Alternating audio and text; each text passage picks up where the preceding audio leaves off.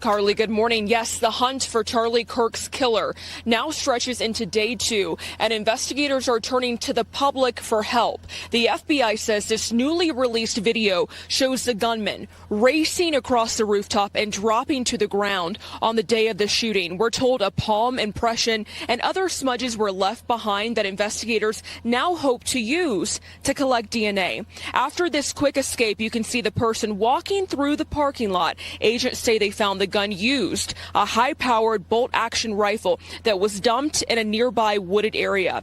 The FBI is now making an urgent plea for the public to help identify this person of interest. The newly released images show the man described as college-age, wearing a baseball cap, dark sunglasses, and a black shirt with an eagle and American flag. The public has answered our call for action. So far, we've received more than 7,000 leads and tips. I would just note that the FBI hasn't received this many digital media tips from the public since the Boston Marathon bombing. And then there's this chilling video obtained by TMZ, which appears to show that person of interest walking by several neighborhood surveillance cameras. The FBI had previously said its teams had spoken to people who live nearby as the agency tries to zero in on the gunman. President Donald Trump saying yesterday he's confident the country will be given answers soon on who killed the 31-year-old. Well, I hear they're making big progress, and we'll have to see what happens. Do you have any indication of the shooter's motivation, sir? I have an indication, yeah, but we'll let you know about that later. At the latest press conference held yesterday evening, officials took no questions, but FBI Director Kash Patel was there, and we were told he has surveyed the crime scene. Ladies and gentlemen, we got him.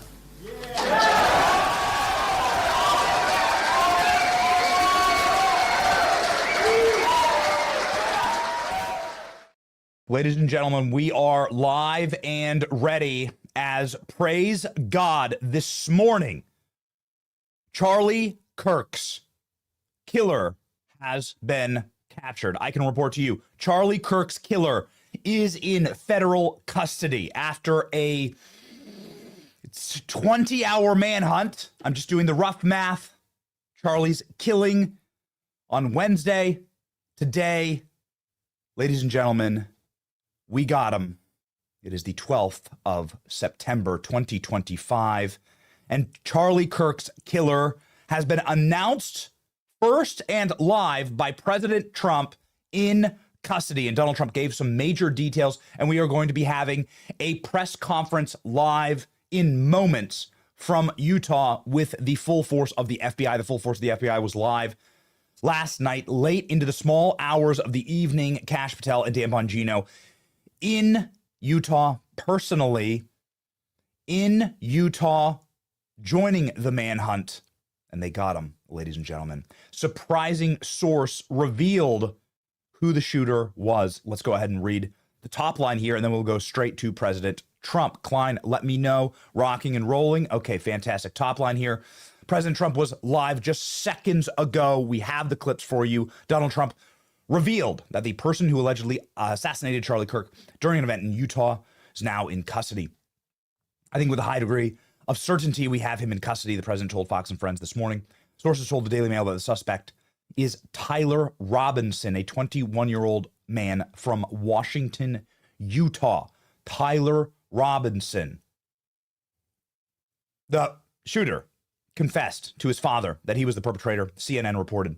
The man's father tipped off law enforcement and secured his son until officers arrived. Sources told CNN the individual was being questioned on Friday morning. Trump said that somebody who was very close to the suspect turned him in. He said that the tipster may have been the assassin's minister. The minister of the assassin. Remarkable. All this is changing in short order and quick time. Law enforcement will share the details about the suspect's arrest later, the president said. I want to show you very quickly the shot for the FBI live press conference here in Utah. We will be witnessing live soon. This is the live shot soon. the entire breakdown of how this happened. Tyler Robinson, a 21-year-old, is the monster who murdered Charlie Kirk in a political assassination. President Trump announcing that he is no longer at large and that Tyler Robinson has been caught here, stunning the world moments ago on Fox and Friends. Let's go. Yesterday, you were at the 9/11 memorial. We were all watching that. Yeah. J.D. Vance was supposed to be with you. He went out to be with Charlie Kirk's family and to get the body back to his hometown in Arizona. And you said you were going to award him the Presidential Medal of Freedom, which That's is very nice of you. Any updates on this suspect? Yeah. Can I always say, I think, just to protect us all, and so Fox doesn't get sued, and we all don't get sued, and everything else. But I think with a high degree of certainty, we have him in custody. Right? In custody. Everyone did a great job. We worked with the local police, the governor. Everybody did a great job. You know, getting somebody that you start off with absolutely nothing. And we started off with a clip that made him look like an ant that was almost useless. We just saw there was somebody up there. And so much work has been done over the last 2.5 days. You know, it's amazing, actually, when you start off with that and then all of a sudden you get lucky or talent or whatever it is. But, yeah, I think we're in great shape. Mr. President. And he's in custody. Ladies and gentlemen, let's continue to read, please. This is Charlie Kirk's breaking news. President Trump, that was from less than 10 minutes ago, Donald Trump saying that the shooter was in custody. It was a minister who was involved with law enforcement. A good friend is a top U.S. Marshal, and they took it from there, Trump said, suggesting that the father and the preacher, the pastor, of the shooter turned him in. Law enforcement will share more details on the arrest later today at a press conference, of course, that we will cover live in seconds or as soon as it starts. Neither the FBI nor Utah Department of Safety have confirmed Trump's announcement. Trump's announcement came just 2 days after the conservative luminary was gunned down. Conservative luminary, I really like that. I would like to call him a martyr, but I really like luminary is the way to describe Charlie Kirk. Trump's announcement 2 days after the conservative luminary was gunned down during an event at a college campus in Utah, in a horrific moment that was captured on video and shared across the globe. Trump said that he wants to see the killer get the death penalty and of the assassination of the man he described as the finest person. This is him describing Charlie Kirk. President Trump describing the method at which they caught, again, we will name Tyler Robinson. Tyler Robinson. Klein, would you please put that up? This is all that we were able to see yesterday. Yesterday, we had some grainy photos of Tyler Robinson. Yeah, thank you very much. Breaking news, grainy photos of Tyler Robinson. Here he is. Of course, this was maddening because it's very, very difficult. I mean, it's hard to even make out whether this is a man or a woman. Yeah, it's just tough. It's just tough these days. There was wild speculation as to who it was, as to what was going on, as to what this individual was. Then later in the day, approximately 10 p.m., they released these, I guess you could call them higher quality photographs, still relatively distorted and tough to see. Face obscured, hat on, sunglasses. The FBI said this is the person of interest and you must help us find him. They did not release a name. Then late last night, the FBI released some grainy footage. Hey, Alex, let me know if we have loaded again, ladies and gentlemen. Please stay with us. We are live the instant that we heard this news, so please stay with us as we gather some of the assets live on the show. The FBI released some very grainy footage of the perpetrator running across a rooftop, jumping off the building, potentially hurting themselves as they jumped off the building, wandering through a neighborhood with a limp. Some people speculate that limp was a firearm that was inside of the leg of the pants of, now we know the name of the suspect, 21-year-old Tyler Robinson. 21 years old. Oh, man. 21 years old. Little pieces of evidence like this one coming out. This is a video from TMZ. And you can see here the suspect from what would be a home security camera walking with a very discernible limp. This is probably the most demonstrable video that we have of the assassin. This is the clearest and the cleanest video we have of the assassin. You can see that very heavy limp. Is that because there's a long rifle potentially being contained within the clothing of the assassin? This is the assassin escaping after the shooting. Escaping after the shooting through the fields and into the woods. You'll see here the moment that we believe that the firearm, if the official story is to be believed, is discarded into the woods. The firearm is taken right here, and you'll be able to see the assassin after murdering Charlie Kirk in a political assassination, head to the tree line. And so it was maddening because this is all that we had. We had very grainy, very difficult footage. It was very hard to see it. President Trump saying actually what got him was his father and his minister. Listen to this. Suspicion was that he was radical left. And now you have more information. What can you share with us about his ideology? Yeah, Lawrence, let me just, and by the way, Lawrence is doing a good job. What's going on here? Job. Yeah. I'll tell you what, I'm very proud of you. Thank you, sir. I said you were going to do well. Yeah, I think that I don't want to go too far. I'd like to tell you some stories at how it happened, but essentially somebody that was very close to him turned him in. And that happens when you had some of those good shots. Somebody is going to say, whether it's a parent or whatever, I'd rather not say right now. They're going to announce it today, sometime later, probably talk about that. But somebody close to him turned him, they said, whoa. It's interesting where we had very good pictures, but not great, not perfect. And when you look at it, what happened is somebody, and this happens a lot. It happened with the crazy Boston bomber. It happened with others. Somebody that's close recognizes even a little tilt of the head, which nobody else would do. And somebody that was very close to him said, that's him. And essentially went to the father, went to a U.S. Marshal, who was fantastic, by the way. And the person was involved with law enforcement, but was a person of faith, a minister. And brought him to a U.S. Marshal, who was fantastic. And the father convinced the son, this is it. And again, I'm always subject to be corrected, but I'm just giving you, based on what I'm hearing, they'll give you a much more active. I just heard about it 5 minutes before I walked in. As I'm walking in, they said, looking real good. They have the person that they wanted. So you have breaking news, don't you? Huh? Thank you. You always have breaking news, Ainsley. Sean's going to be very disappointed that we're not doing it on his show. He'll be very thankful and appreciative of the police officers that got this guy. They did a great job. Everybody worked together. Pam Bondi is incredible, by the way. People don't know what a star she is. She's incredible.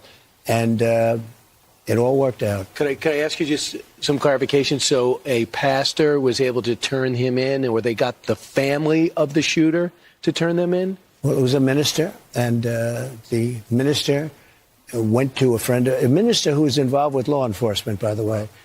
And his good friend is a top U.S. Marshal. And they took it from there. And then it was a father got involved, namely his father, and said, we got to go in. And they, so I understand it. And again, subject to change. But, the facts are the facts. We have the person that we think is the person we're looking for. But they drove into the police headquarters, and he's there now. Ladies and gentlemen, some conflicting reports, not that it is Tyler Robinson or caught, but other conflicting reports here of his age. Tyler Robinson, 22-year-old, identified as Charlie Kirk's suspected assassin. President Trump saying that I'm breaking this news right now. I heard about it just 5 minutes ago. And we were live 5 minutes after that, ladies and gentlemen, to bring you this tough news. Because it's still not real. Even if you see the caskets, it's still not real that Charlie's gone.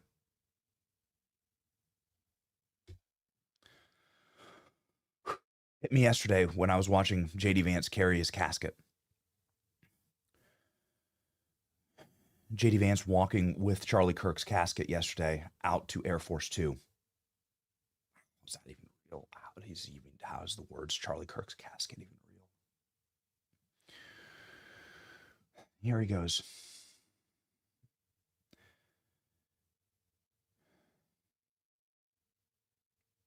Alighted, God's servant, unto the wings of heaven, the man that I knew, the most constant mover, somebody who literally never rest and never slept, being delivered to eternal rest, carried by our U.S. military Air Force, and also by J.D. Vance there personally, as Charlie Kirk's wife watches on. Boarding Air Force Two, and that plane arrived in Phoenix. Air Force Two carried Charlie Kirk's casket to Phoenix, where there was a massive amount of people waiting for him at the airport. And of course, we will show you all of that. Vigils around the planet, by the way, for Charlie Kirk. Vigils around the world. We will cover them. Let's continue to read here, and we will continue to play for you, President Trump, breaking news clips from President Trump, breaking news about how the capture of Tyler Robinson, either 22 or 21-year-old from Utah, the killer of Charlie Kirk, turned in by his father with the assistance of his minister. Minister. Is he Mormon? I don't want to make speculations. I don't know. I'm not sure. I will very much look forward to the FBI press conference. Again, that is now scheduled for 9:30. 9:30 will be our press conference here in the better part of 12 minutes from now. Here's our live shot. Ladies and gentlemen, Kash Patel and Dan Bongino physically on the ground. Physically on the ground. They were at September 11th Memorials early in the morning at Ground Zero. And then both of them boarded a plane and landed in Utah for this specific manhunt. President Trump's announcement came 2 days after the conservative luminary was gunned down during an event at a college campus in a horrific moment captured on video across the globe. Trump said that he wants to see the killer get the death penalty for the assassination of a man he described as the finest person, Charlie Kirk. Well, it's going to be found, well, I hope he's going to be found guilty, I would imagine, and I hope that he gets the death penalty, Trump said. What he did, Charlie Kirk, he was the finest person, that he didn't deserve this. He worked so hard and so well, and everybody liked him. Utah Governor Spencer Cox has signaled that he plans to seek the death penalty as well. In Utah, we have the death penalty, and you have a very good governor there, President Trump says. The governor, I've gotten to know him. The governor is very intent on the death penalty in this case. The president has traveled to his longtime home of New York City in order to watch a New York Yankees game for September 11th, the remembrance of the game. He stayed overnight and went to the studio, Fox and Friends, in person. The apparent arrest comes after officials said just hours earlier they had no idea where the shooter was. This has been, of course, a very swift action by the feds. Thankfully, you can see here what I was talking about. Now, I know that there's a corresponding video to this. Let me know, producers, if we have that loaded. There's corresponding video to this that shows the shooter dead to rights running across the rooftop in the seconds after Charlie Kirk's killing, jumping from this ledge, collapsing down onto the ground, and then limping again. So I have no idea if he has a limp, if he was concealing a gun. What is peculiar about this footage is that there is no firearm directly visible. What is strange about this footage, Klein, let me know when we have it loaded up, is that there is no firearm that you can see the individual carrying. Now, again, it's this very grainy security footage. So I am not going to get ahead of the feds here. I'm not going to get ahead of the FBI. And I'm, of course, not going to get ahead of President Trump, who just broke this news seconds ago. Here is the footage, ladies and gentlemen, of the perpetrator of the killer wandering the rooftop. Here we go. So here you see the suspect ran behind that upper building. He's going to come out on the right, moves to this far right corner. As he does, he's going to climb off the edge and then drop down to the ground. As he did that, he left some palm impressions. There's some smudges, some places we're looking to collect DNA. There's a shoe imprint where we believe the suspect is clearly identified as wearing Converse tennis shoes. Again, we'll replay that again so you can get another view of that. It's important to note his black T-shirt, his black pants, and there appears to be some white on the soles of those Converse tennis shoes. Those are all identifiable items that we're looking for. In the stills that are going to follow this, you're going to see a very distinctive T-shirt with an American flag and appears to have an eagle on it. There's also a baseball cap with a triangle on it and a pair of sunglasses. All distinctive, all things that we would ask the public to look for and try to identify if they know someone who has those items, who has been seen wearing those items. We're looking for all that information. Here you see the suspect after dropping off the building. He moved around across this grassy area, around the parking lot. We're going to pan to the right.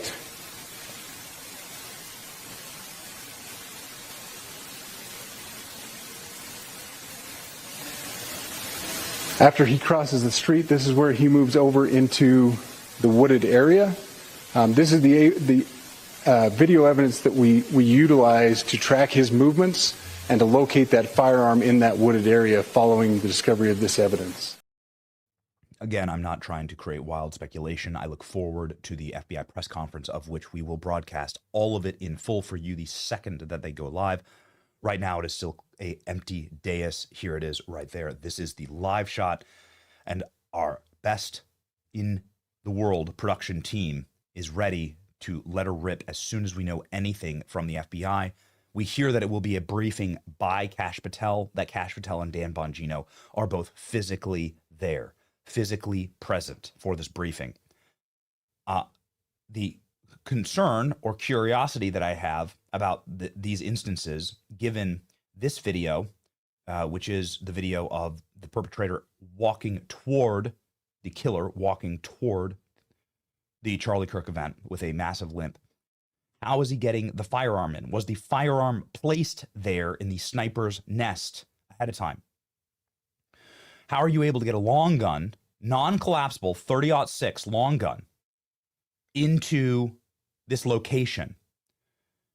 We know Charlie Kirk's security team. Charlie Kirk's security team is some of the most equipped, sharpest, and best men that we've ever met. Many of them are veterans. Many of them are GWAT veterans. Many of them have been in close combat and served in very dangerous combat situations. Charlie Kirk traveled nowhere without a phalanx of very trusted, well-armed, well-equipped, best-in-class security. So someone must have, thank you, Klein, right there. This shooter, Tyler Robinson, the killer, this was deeply premeditated. They were also flanked by 3 different sheriff's offices, we have now learned that day. There were police officers there, and according to eyewitnesses, there were paramilitary groups. I don't know who they belonged to, but there were boys kitted out to either SWAT or some manner of special forces, state or local or federal, I don't know. But they were there instantly up after this shooting. So what I'm trying to say here is there was a abundance of law enforcement and security there at this event. Now, here's the sniper's nest, according to the FBI. Thank you, Klein. And what you can see here is the direct shot down to Charlie Kirk. You can see right there, if there's a way we can zoom, you can see the small, let us just load this very quickly. You'll be able to see the tent, might be a little small here, but you can zoom quite efficiently down to the tent where Charlie Kirk is doing his question and answers. And then you can see the absolute direct line of sight from where the sniper would be set up. 250 yards away. You can see on top of the building, which is covered in gravel, the impressions, not large impressions, that were left by 21 or 22-year-old Tyler Robinson when he laid down in a prone position. How did he get the gun there? This is what the FBI is saying. Are his markings up on the roof?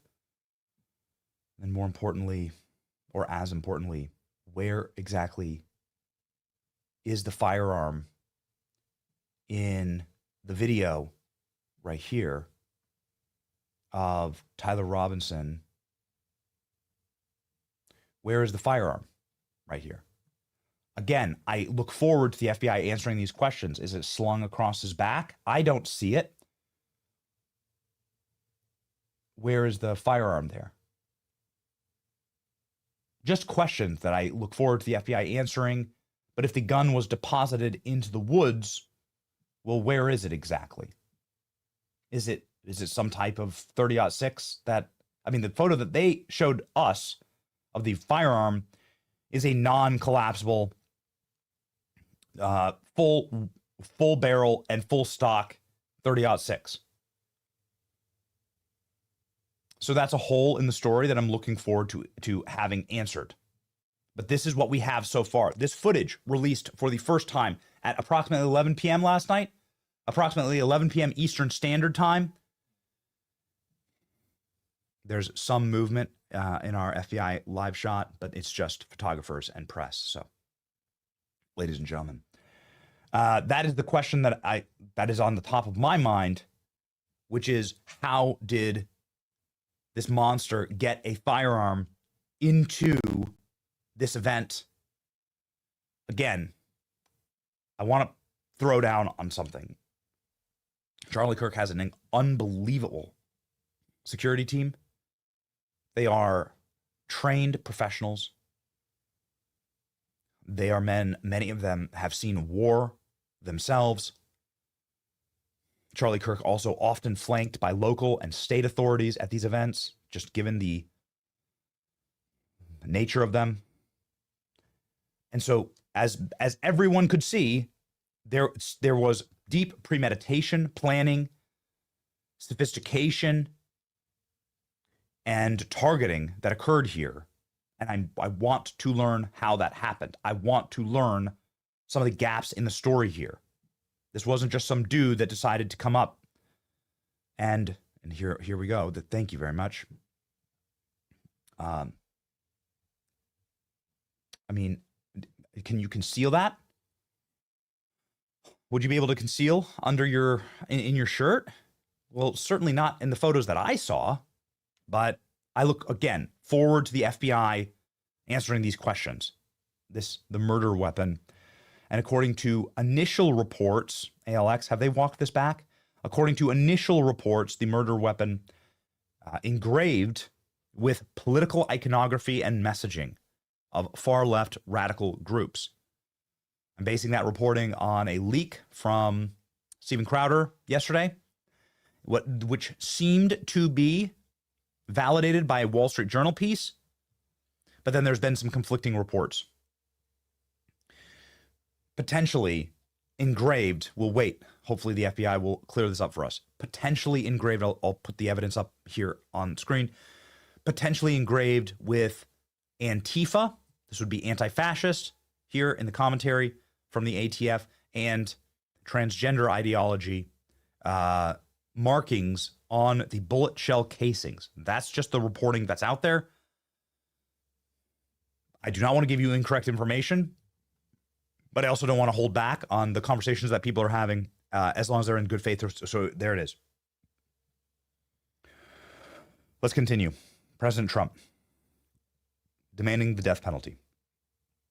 President Trump demanding the death penalty, along with the governor of Utah demanding the death penalty. Now, obviously, this is going to be a federal case, but state jurisdiction will also apply here, and a state trial can also apply here. You can also be charged on state level. You can be charged concurrently, state and federal and local charges.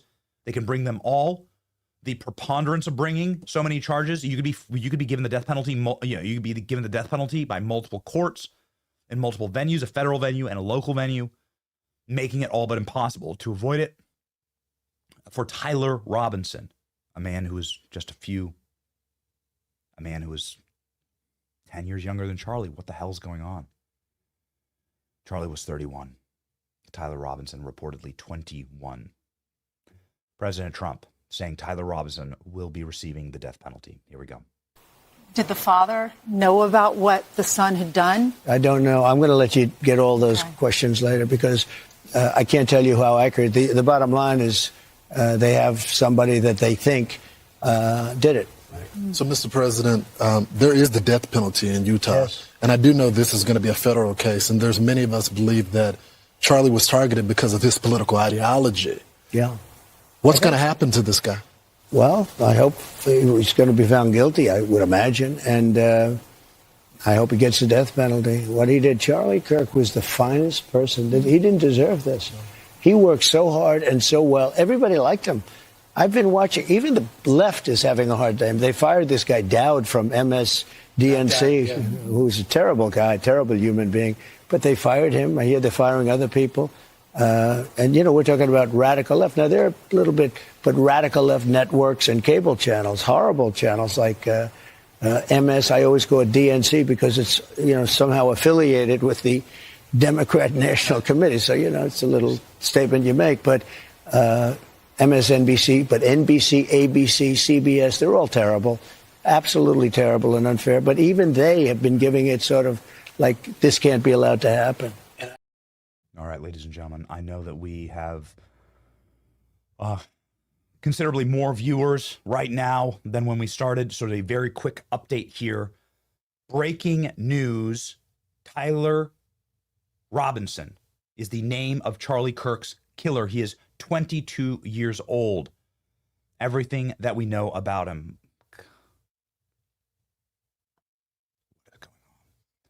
President Trump calling for the death penalty. Let's read the Daily Mail very quick on these things. Look at this. It's just a photo. Robinson was a student at Utah Valley University. The Daily Mail can confirm. Here he is wearing similar clothing with a similar hat and eyeglasses. Here he is eating sushi. What the hell's going on here? What is this? And what about the guy that stood up and claimed that he was the shooter afterward? What is this? Okay, this is the full. Yes, it has the same shoes and everything. Producers, as the identity now is out, let's go ahead, of course, and scrape the internet for everything we can possibly know about somebody who, on first look, certainly doesn't appear to be some type of deranged ideologue, right? So it's like you can see these people that have blue hair, nose rings, face tattoos, wearing rainbow garbage bags, freaking out, like overly medicated. There are those style of activists that are, walking around with bullhorns everywhere. This looks banal. Let's read. The suspect in Charlie Kirk's assassination has been identified as Tyler Robinson, a 22-year-old student in Utah. Law enforcement told Daily Mail that Robinson was taken into custody as the alleged assassin who killed Charlie Kirk at Utah Valley University. The alleged killer confessed to his father, a 27-year-old veteran of the county's sheriff department. So he's the son of a cop. His father then contacted authorities before it could be taken into custody. His mother, Amber Robinson, works for the Intermountain Support Coordination Services, a company contacted by the state of Utah to help disabled people receive care. So state services. Okay. They're doing mic checks right now for the FBI live press conference, which we will go to as soon as as soon as they go live. Right now, it's just simply mic checks for the press. Amber Robinson, I'm not trying to create wild speculation, but Matthew Thomas Crooks's parents also worked inside of state care for counseling, state care counseling. Matthew Thomas Crooks, the would-be assassin in Butler, Pennsylvania, who also fired from a rooftop at President Trump, striking him in the head, killing a member of the MAGA movement. There are some similarities. There are some not. Robinson was a student at the university where Charlie Kirk was shot and killed and murdered. Robinson was taken into custody around 11 p.m. local time. He lives in a $600,000 6-bedroom home in Washington, Utah, about 260 miles south of Kirk's assassination in Orem, Utah. Officials have yet to confirm the motive of the assassination. Authorities said at a press conference that Robinson will face the death penalty. Look at this. It just looks like I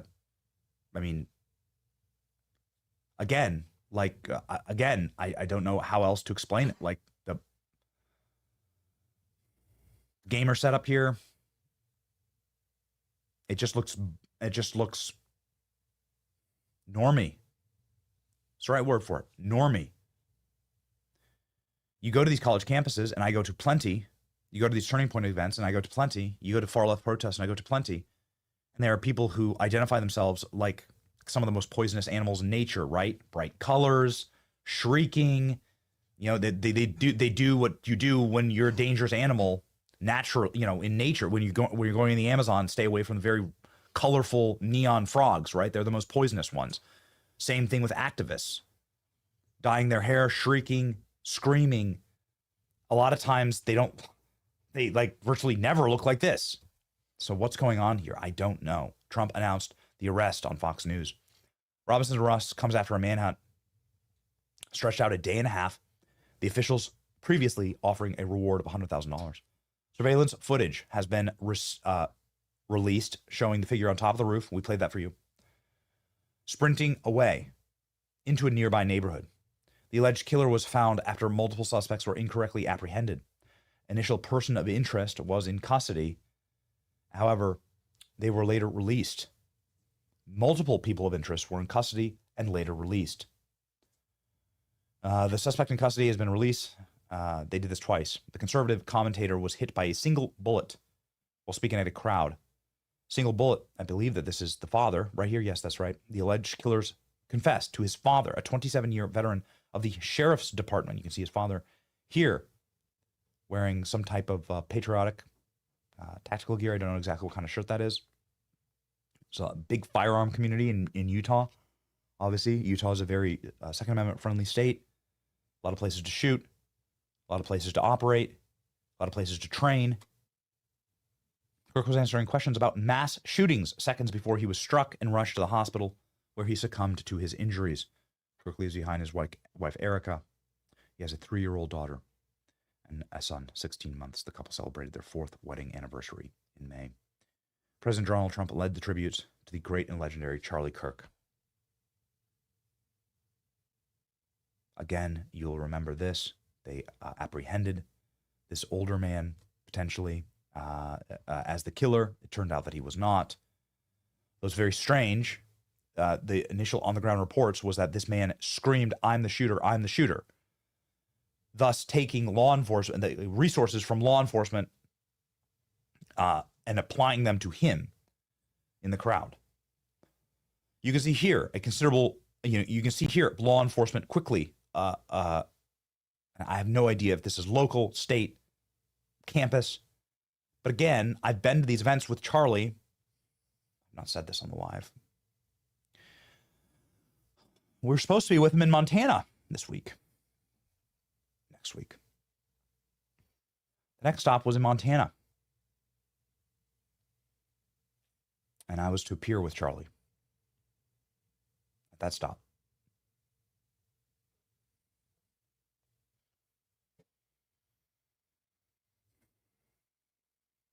This, of course, will not deter us. We will continue the work of Charlie. There's so much happening right now. I assume that we will be in Phoenix, Arizona sometime soon to regroup with the Turning Point USA leadership and so on, with whom I'm very proud to have helped partner and build so much of these events in the last few years. But I suppose I just don't want to get ahead of myself announcing anything or or making any announcements here, because I frankly don't know. All staff, this has been reported, but all staff operations, of course, at Turning Point have been put on hold right now, of course. And again, that's been reported for obvious reasons as we process what's going on. Like, what is this? What the hell is this? Do we have more? ALX, you're so good at this. Where do we have more? Have we scraped anything else? Okay, there we go. Goodness gracious. Here we go. Him talking about a scholarship. We have a video of him. This is a video of Tyler Robinson talking about his scholarship. It's wild because we have a similar video of Matthew Thomas Crooks. Please grab that. We have a very similar video of Matthew Thomas Crooks, Trump's would-be assassin that successfully hit Trump in the head with a bullet, standing and delivering a speech that looks almost exactly like this. I'm just processing this live. I'm watching this for the first time with you. Here we go. Congratulations. You have been selected to receive the Resident Presidential Scholarship from Utah State University. The value of this scholarship is approximately $32,000. This scholarship is available for 4 years or 8 semesters.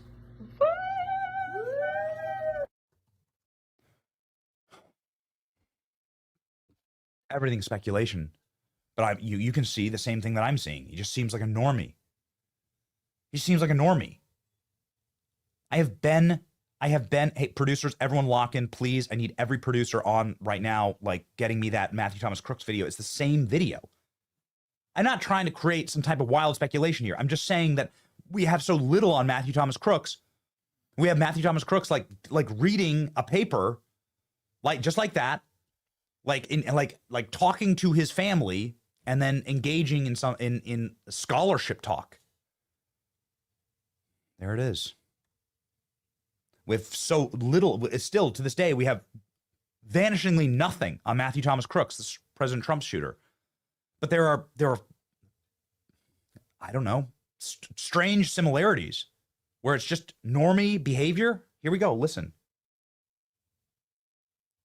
Hello, my name is Thomas Crooks, and it has always been my passion to create and build things of my own.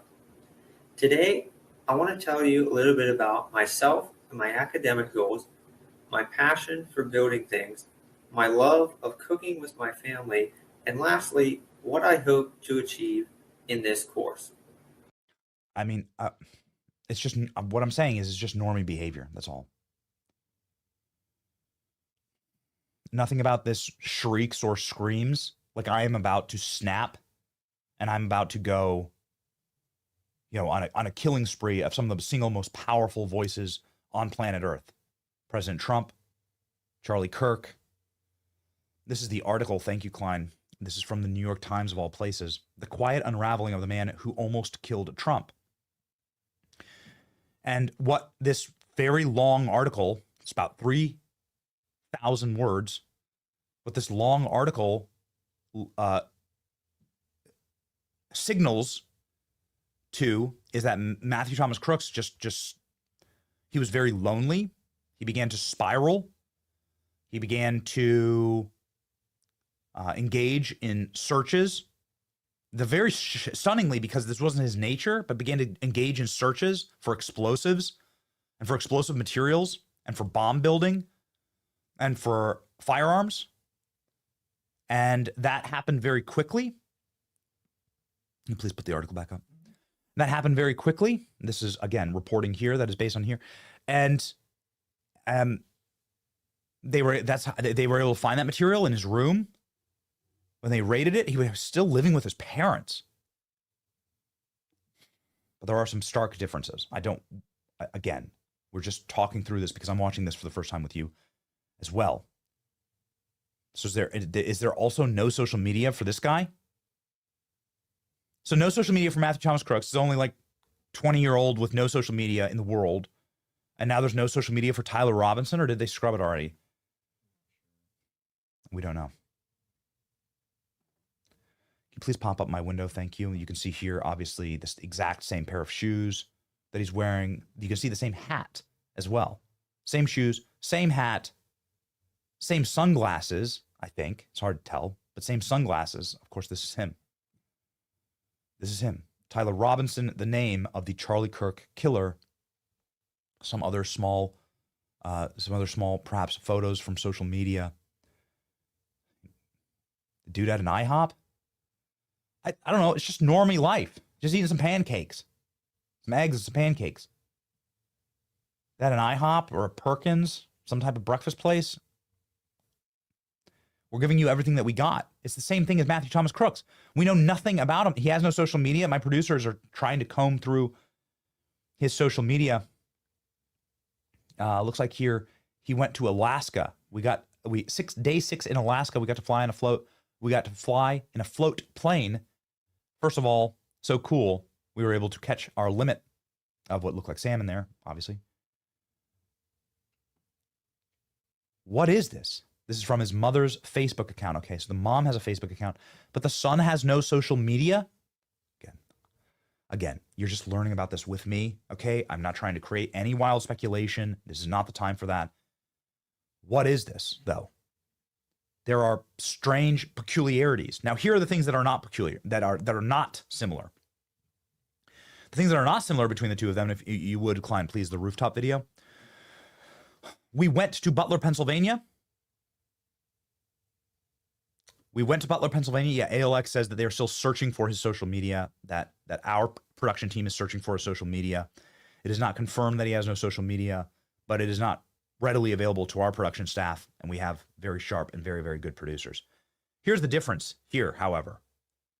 The difference is when we were in Butler, Pennsylvania, we retraced the steps of Matthew Thomas Crooks, and we created a documentary about that called The Presidential Kill Box. And what you were able to find about Matthew Thomas Crooks is that Matthew Thomas Crooks was, of course, never getting out of there alive. It was a miracle that he even was able to not be apprehended that day. Matthew Thomas Crooks, unlike Tyler Robinson, who has been on a near 2-day manhunt and had to be turned in by his own family. The feds did not find him. He had to be turned in by his family. Matthew Thomas Crooks, throughout the day, before the MAGA rally in Butler, was lumbering, goofily, and sloppily running into law enforcement, making himself a mark, trying to get into the event with a rangefinder, getting turned away by Secret Service trailing him, then local police trailing him, following him with a black backpack. Matthew Thomas Crooks climbing clumsily up on a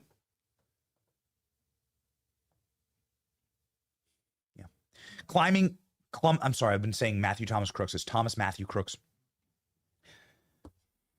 Climbing clumsily up on an air conditioning unit to get onto the AGR glass factory building. That is the building that he used. No sophistication at all. Everyone was able to film from the ground. Look, there is someone on the roof. We've all seen the photos. We've all seen the videos. What the hell is that guy doing on the roof? Does he got a gun? That dude's got a gun. Everyone saw him. Everyone was yelling. Everyone was freaking out. There are videos from President Trump. There it is. Thank you, ALX. There are videos from President Trump. You can put it up here. Look at how sloppy this was with Thomas Matthew Crooks.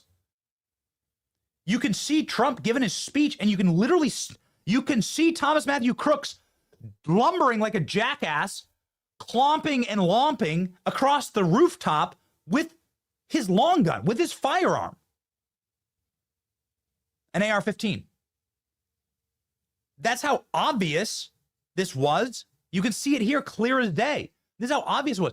It will remain, of course, the single greatest scandal in the history of federal law enforcement that Thomas Matthew Crooks was allowed to get his shots off at all.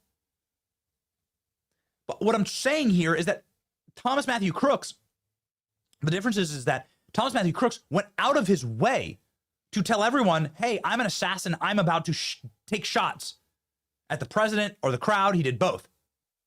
killing Corey Compertor. Tyler Robinson, nobody saw him. Up until moments ago, nobody knew what his name was. The feds didn't know where he was. They had to, thankfully, depend on his father and minister to turn him in, according to reports from President Trump. He was able to stealthily get in and out of this execution of Charlie Kirk.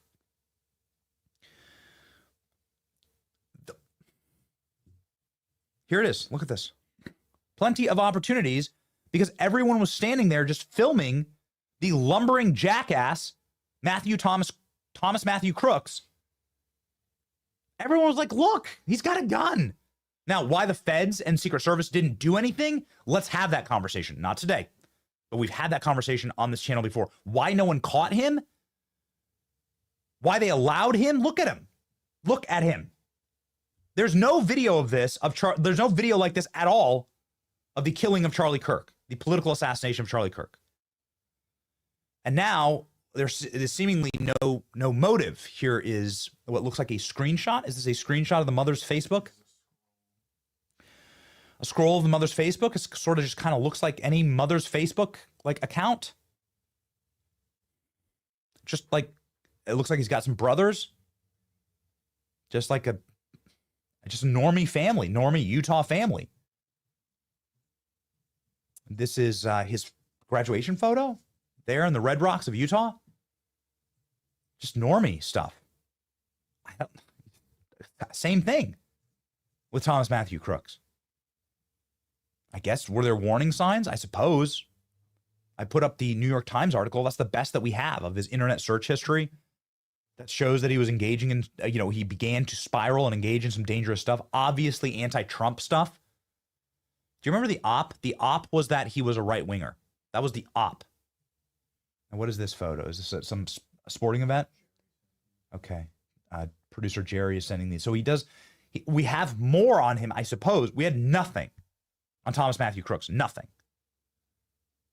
But we have more on the Charlie Kirk killer just based on some seemingly generic young man in America life. Here he is. Is that his mother? Perhaps here another photo of him. That's him driving. Here's him giving his mother a hug, perhaps. Is that correct? Okay. Now, here's what's important about this photo is that it's the same as my screen, please. You can see he's wearing the exact same outfit. He's wearing the same shirt, sunglasses, and everything right there as that photo. Same hat, sunglasses as the photo right before the Charlie Kirk killing. What the hell is going on here? I don't know. We await the FBI press conference. We are here to give you as much information as we possibly can. All of this is breaking. All of this is happening live right now. Soon, and let's pop up the screen, you will be able to see the FBI's live press conference. This is all that we've seen for the last hour. We've now been live for an hour. This is all that we've seen. This has been the same shot. They've done a couple mic tests. Reporters have flooded into the room. This was supposed to be live at 9 o'clock. It is now close to 1 hour late. Here it is. Is this it? Okay. Producers. Yep. Hello, testing, testing. Live. Hi, everyone. We are 4 minutes out from starting the press conference. Okay. Thank you. All right. There we go. So hopefully all of these answers soon from the FBI. Kash Patel was live at the press conference yesterday. It was a very short press conference where they were able to give us this footage. Here's the footage of Tyler Robinson wandering the rooftop and jumping off. President Trump says they got him. The FBI says they got him. Do we have anything else? Anything more? Anything more on him? I mean, like, here at what seems to be can you put up the stadium shot again? Here what seems to be like him at a sporting event. My producers are doing their best to scour social media to find anything further that we have. I'm so perplexed. I'm so confused.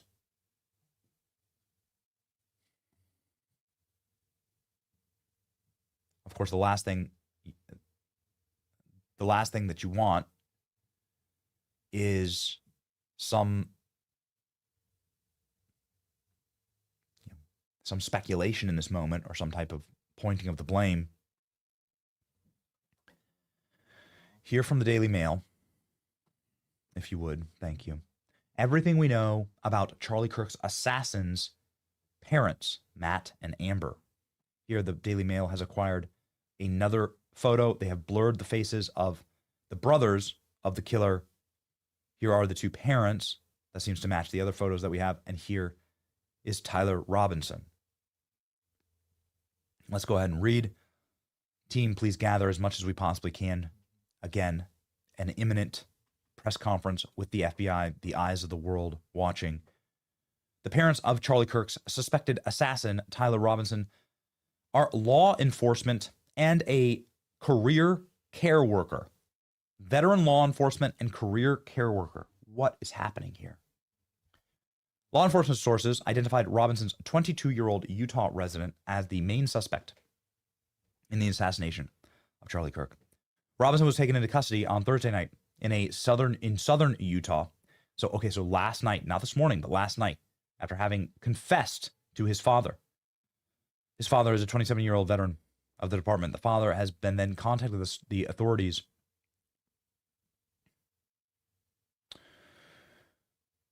and secured his son before he could be taken into custody. So the father locked his son down. His mother, Amber Robinson, works for Intermountain Support Coordination Services, a company contracted by the state for disabled people.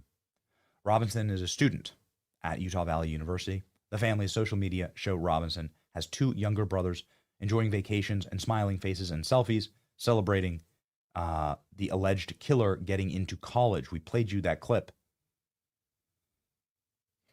Extremely normie behavior. I don't know. I don't know what it is. I can't explain it. Officials have yet to confirm the motive. Authorities say that the death penalty will be sought if convicted.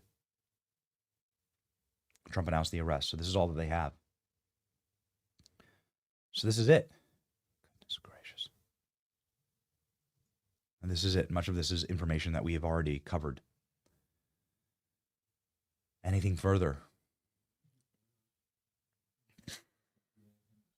All right, so here he is at school. Ladies and gentlemen, many of these photos coming from Facebook.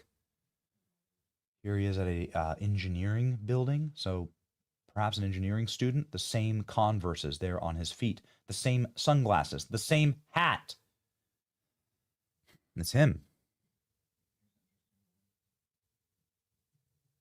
Here we go. So this looks like so he's dressed up as Trump? So he's dressed up as like President Trump, carrying him on his back? You can see there an obvious President Trump Halloween costume, where it's like he's riding on Trump's shoulders and Trump is hoisting him, like I do with my children. And then his brother as a hunter with a long gun. In what has to be some type of Halloween party at their house.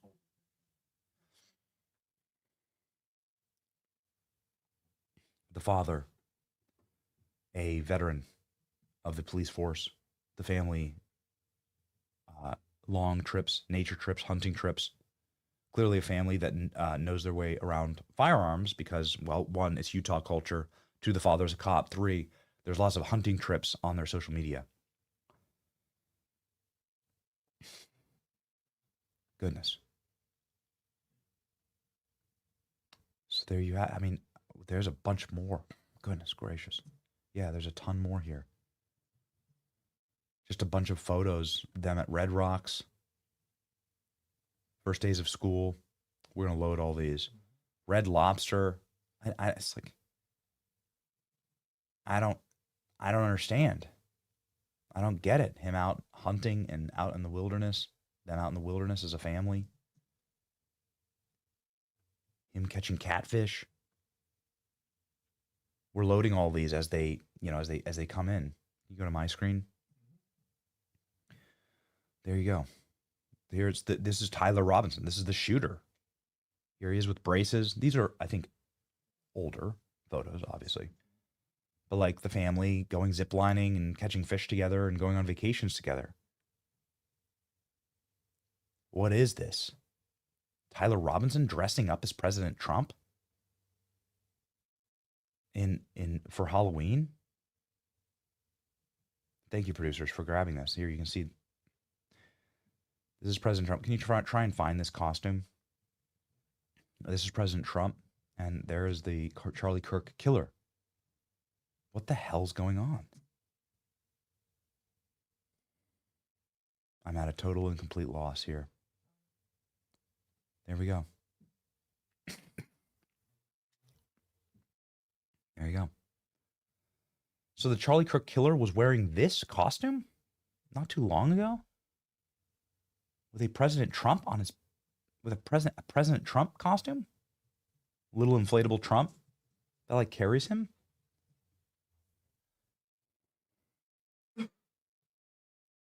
It's unexplainable.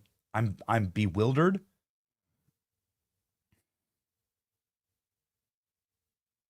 I'm concerned.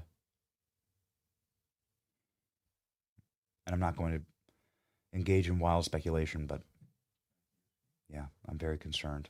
Just normie behavior. Here's my kids at an arcade. Here's some Minecraft stuff. They're at an arcade. This is the Charlie Kirk killer right here. Here we are at Red Rocks Amphitheater. At least that's what I believe this is. It's quite famous. We're going to go see a show, perhaps, or a concert here at Red Rocks. I have a churro. This is the Charlie Kirk killer at what is Red Lobster, right? It's a totally Red Lobster. Eating some snow crab. Wearing the same t-shirt. Here he is out in the woods. Plenty of that in Utah with a German Shepherd. The same Converses. Same Converses. Pickup truck. What the hell's going on here? I don't understand.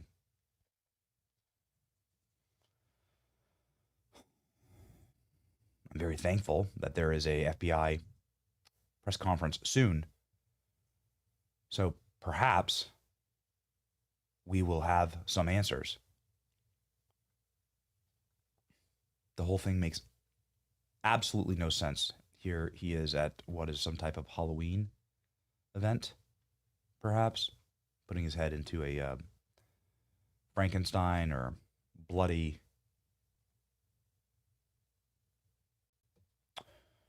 setup. I'm not exactly sure what you call it. A little Halloween house situation here. And when given an opportunity to choose a Halloween costume, the shooter chose a Donald Trump costume.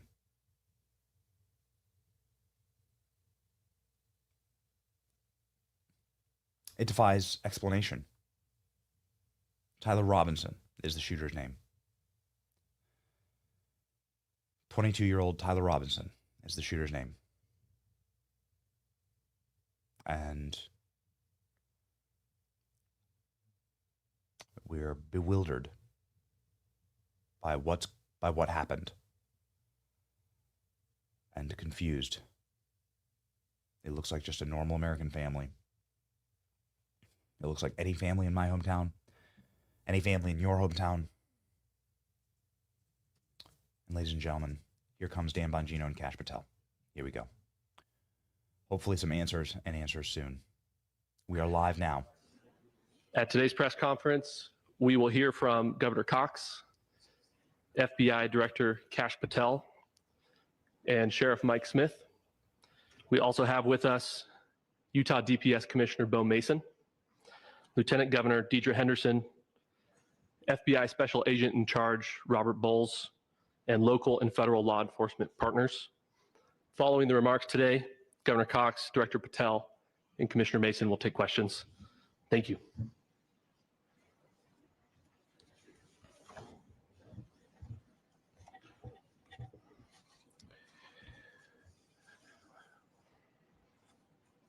This is the governor.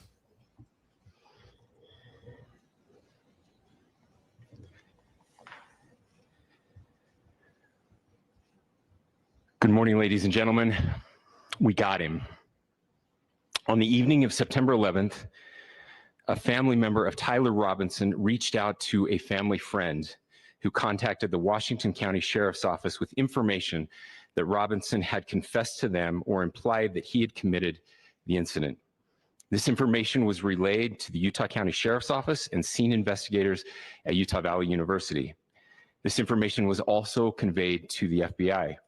Investigators reviewed additional video footage from UVU surveillance and identified Robinson arriving on UVU campus in a gray Dodge Challenger at approximately 8:29 a.m.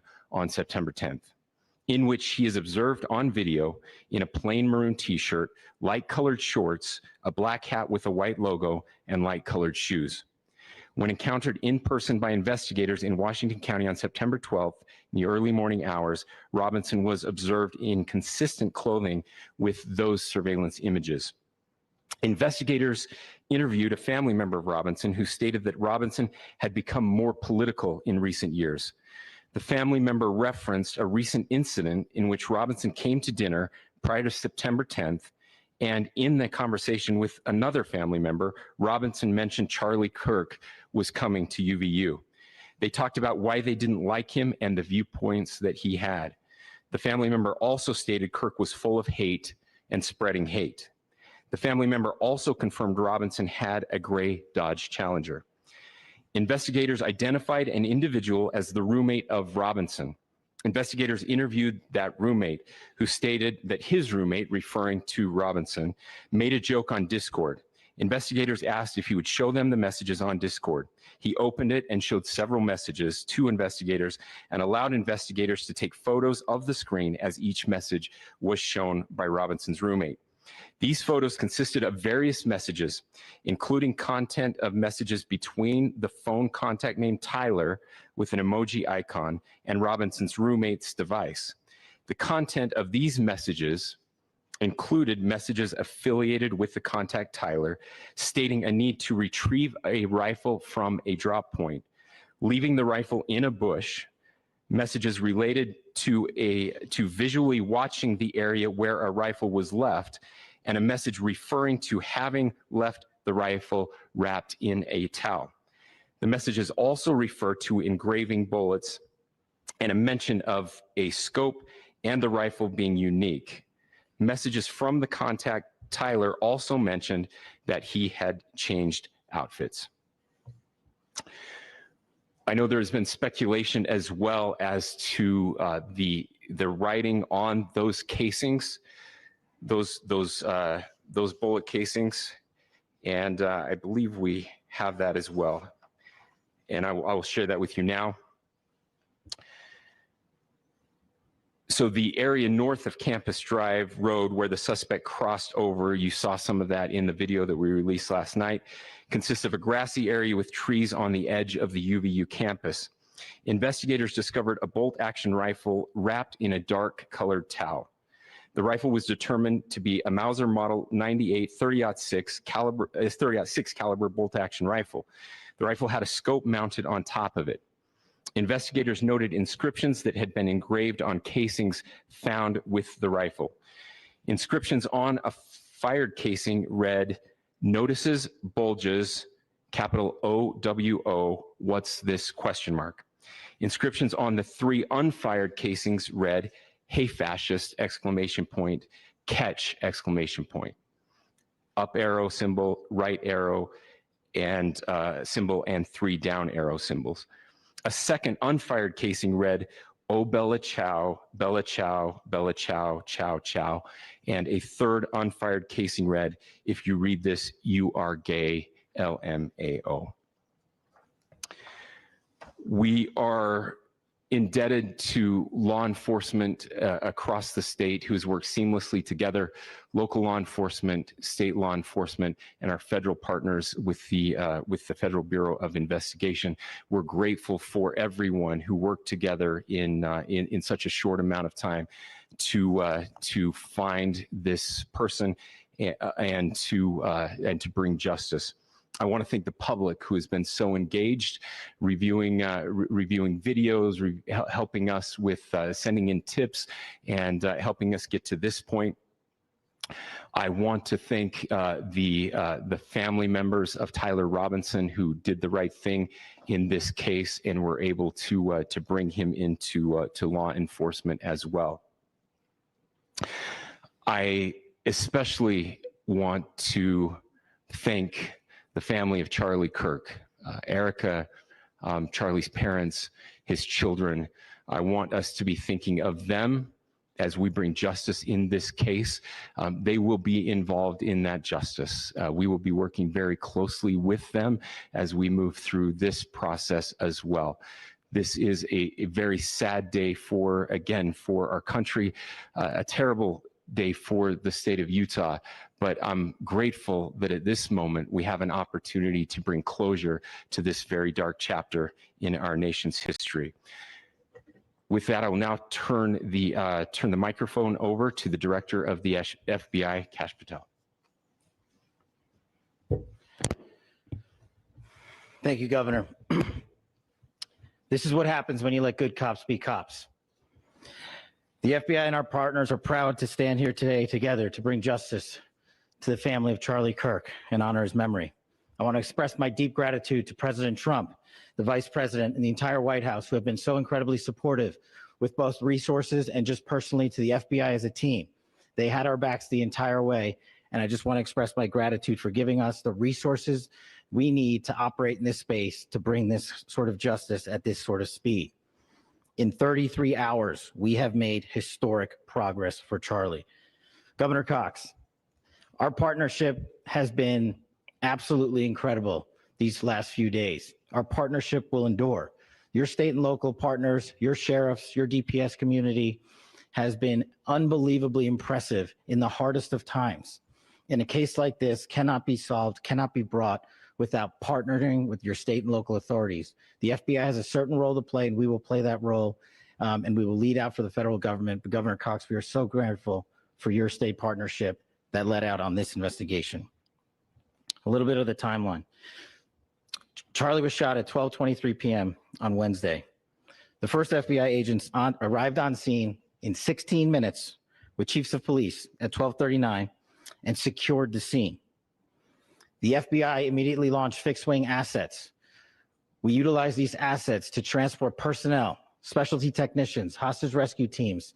We also utilized these assets to go back and forth from the East Coast and here in Utah to transport forensic evidence and other evidence that will be analyzed and is being analyzed at our FBI laboratories in Quantico and other laboratories, including the ATF. At my direction, the FBI released the first set of FBI photos of the suspect at 10 a.m. local time on 9/11. Then, shortly thereafter, the FBI reward of $100,000 was released at 10:45 a.m. local. Myself and Deputy Director Bongino arrived on the scene at approximately 5:30 p.m. on 9/11. The governor led a press conference last night at approximately 8 p.m., where at my direction, the FBI released a never-before-seen video of the suspect. We also released new images to the public of the suspect. And just last night, the suspect was taken into custody at 10 p.m. local time. In less than 36 hours, 33 to be precise, thanks to the full weight of the federal government and leading out with the partners here in the state of Utah and Governor Cox, the suspect was apprehended in a historic time period. And I want to highlight what Governor Cox said. This would not have been possible without you, the media, and you, the public. That's why we went so public, so fast, and we're so transparent, and we're committed to that transparency. The crime scene, just a little bit there. It is a large crime scene. State and local authorities, along with federal authorities, processed that crime scene quickly. And I even had the ability to walk through that crime scene and walk through the steps the suspect took to learn more about what was needed and what resources we needed to bear to create a full picture for the FBI and leadership back in Washington.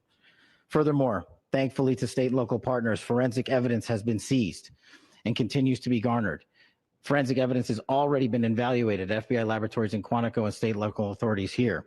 We will continue to process evidence as we see it, as we collect it, and we will continue to deliver to Governor Cox and his team. Last night, we had a total of approximately 7,000 7,000 leads. As of this morning, thanks to your great work, we have over 11,000 leads that were called in to the FBI. And we are running out every single lead that we can. Every one of those leads will be run out. The arrest is a testament to the dedication of good law enforcement being great and partnerships in law enforcement, which I've tried to highlight as my tenure as the director of the FBI.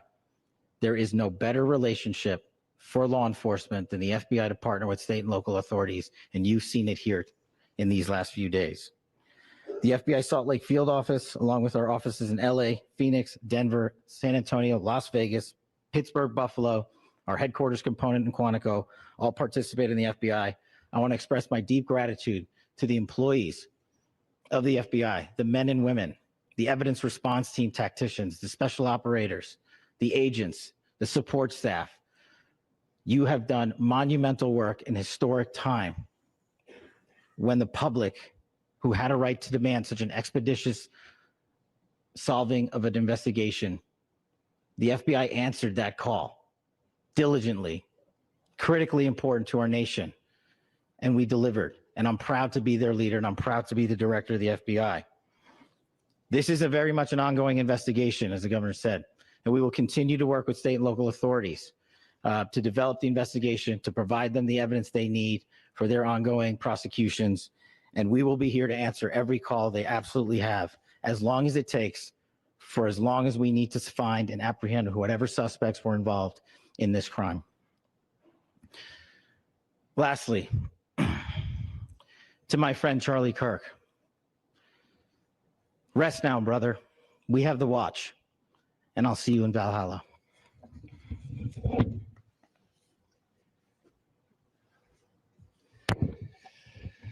Thank you, and good morning. I would just like to take a few minutes as the sheriff to express my gratitude for everybody who has played a part in this investigation. As you know, it's been a vast, a complicated, and a very, very fast-paced investigation. You're looking at people standing up here who are running on, if they got an hour's sleep in the last couple of days, they're probably lucky. It has been very taxing. It has been so impressive, speaking on behalf of the local law enforcement, to see the cooperation that we've seen in this type of case. Across the state, sheriffs, chiefs, our state partners have stepped up and have come to the call on anything that we needed. Our county chiefs have been phenomenal. Our Utah County Attorney, Jeff Gray, who's standing up here with us, has been phenomenal in leading us through this investigation. I would like to thank the federal government for their resources, their assets. Our local team here, our FBI team, has been extraordinary in helping us work through this and bring this person to justice. Most of all, I would like to thank the public, and specifically, I would like to thank the public who turned to prayers and who turned to positiveness for us. I would like to thank them on behalf of the law enforcement community, because we needed those prayers. That's what we needed to get through this. We needed your support, and you gave it to us. We needed your patience, and you gave it to us. And I would like to thank you for the Kirk family, because that's what they need, is your support and your prayers, and that will get us through all of this. So thank you, everybody, for everybody that have stepped up. We've had such a phenomenal response to this. Thank you.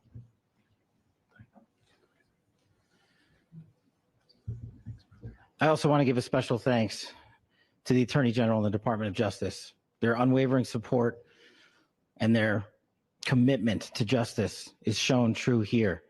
And without AG Bondi and Deputy Attorney General Todd Blanche and the resources they brought to bear, we would not have been able to complete our mission. And I just want to say special thanks. It's an honor to be a part of the Department of Justice. Thank you again to our incredible law enforcement team who has worked so hard. Sheriff, I got a solid 90 minutes last night, so I'm probably the most well-rested person up here.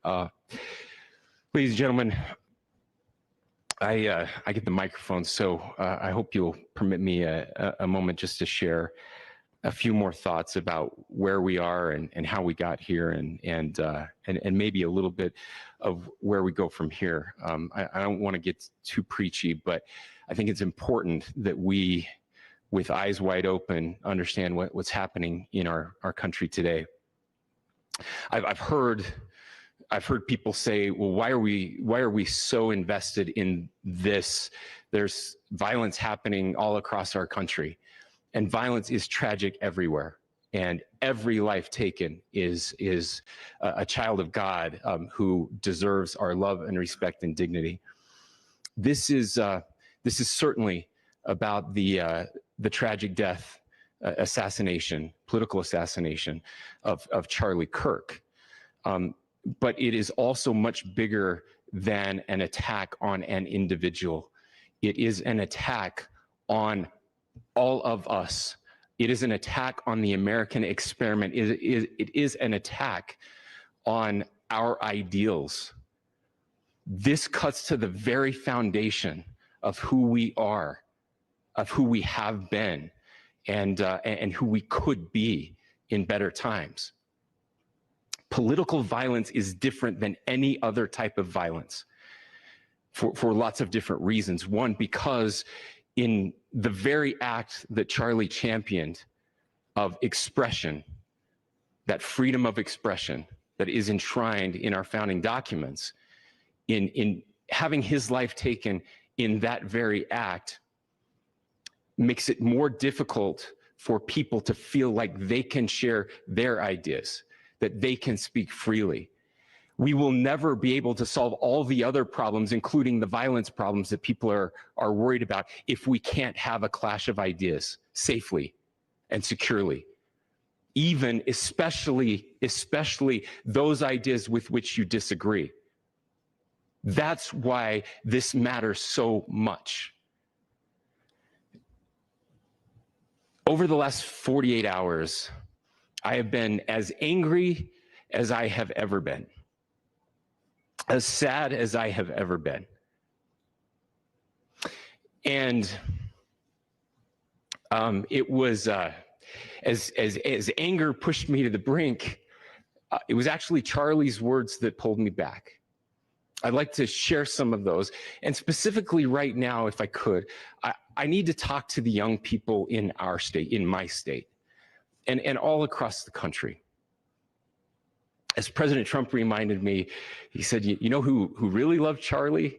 The youths. And he's right. Young people loved Charlie, and young people hated Charlie. And Charlie went into those places anyway. And these are the words that have helped me. Charlie said, when people stop talking, that's when you get violence. He said, the weak can never forgive.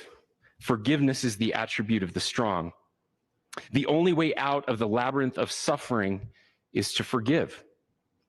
Welcome without judgment, love without condition, forgive without limit. He said, always forgive your enemies. Nothing annoys them so much. A few months ago, I referenced this last night, Charlie posted to social media, when things are moving very fast and people are losing their minds, it's important to stay grounded. Turn off your phone, read scripture, spend time with friends, and remember, internet fury is not real life. It's going to be okay. He again said, when you stop having a human connection with someone you disagree with, it becomes a lot easier to commit violence. He said, what we as a culture have to get back to is being able to have a reasonable agreement, where violence is not an option. Now, again, to my young friends out there, you are inheriting a country where politics feels like rage. It feels like rage is the only option. But through those words, we have a reminder that we can choose a different path. Your generation has an opportunity to build a culture that is very different than what we are suffering through right now. Not by pretending differences don't matter, but by embracing our differences and having those hard conversations. I think we need more moral clarity right now. I hear all the time that words are violence. Words are not violence. Violence is violence. And there is one person responsible for what happened here. And that person is now in custody and will be charged soon and will be held accountable.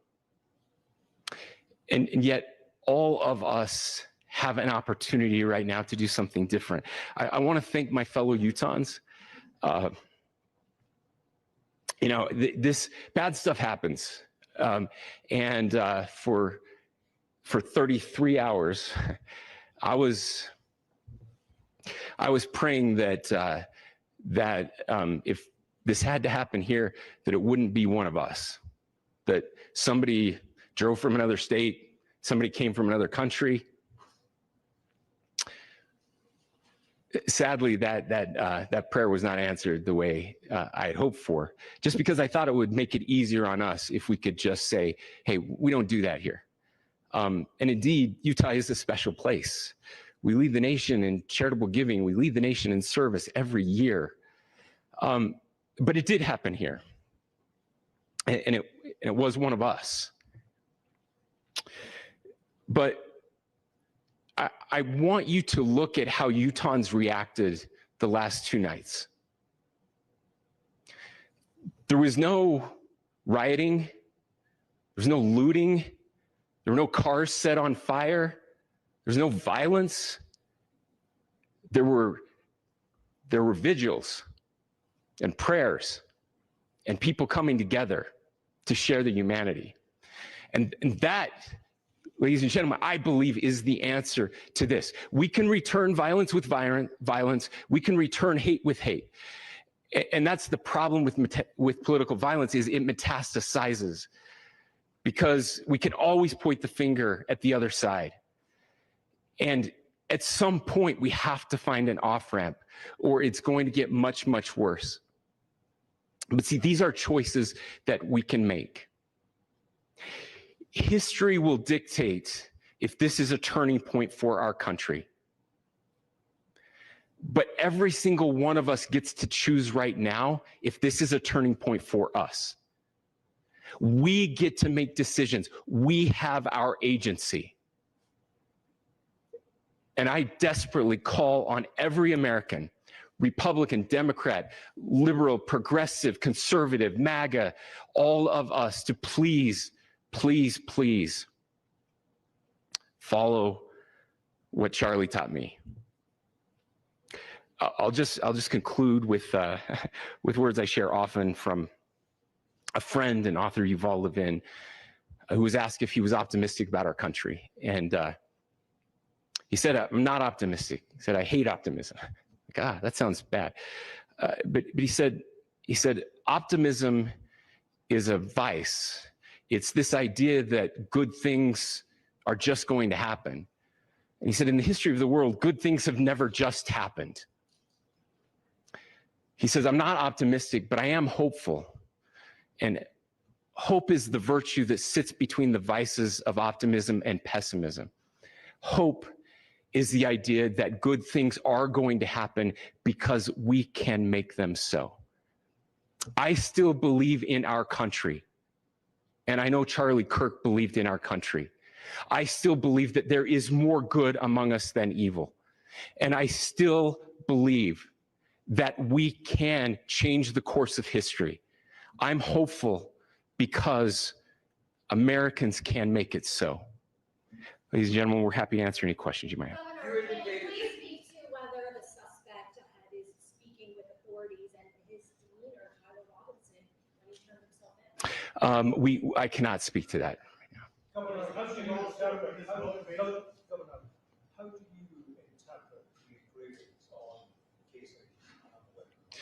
Well, I will leave that up to you to interpret what those engravings mean. I think the clearest one that says "catch fascist," there's not. And by the way, that's like catch like a ball, catch this. That's I think that speaks for itself. Governor, you indicated that he had been communicating. Can you talk about this level of hatred that this person expressed? Beyond that, is there anything in your view that you discovered that may have radicalized or changed him or prompted him to commit such a horrific? There's nothing more that we can share at this time. Governor, you indicated that he had been communicating with a friend on Discord about the gun. Do you anticipate any more arrests? We do not at this time have any information that would lead to any additional arrests. Do you believe he acted alone? Yes, but the investigation is ongoing.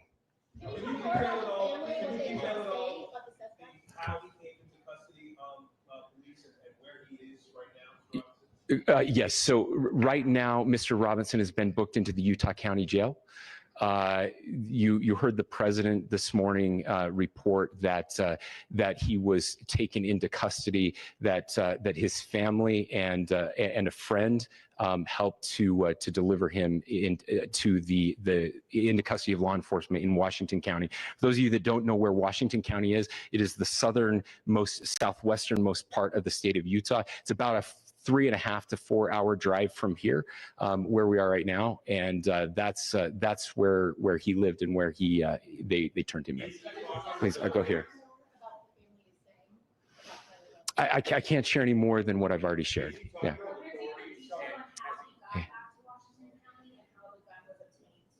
So how we obtained the gun? The gun was found here.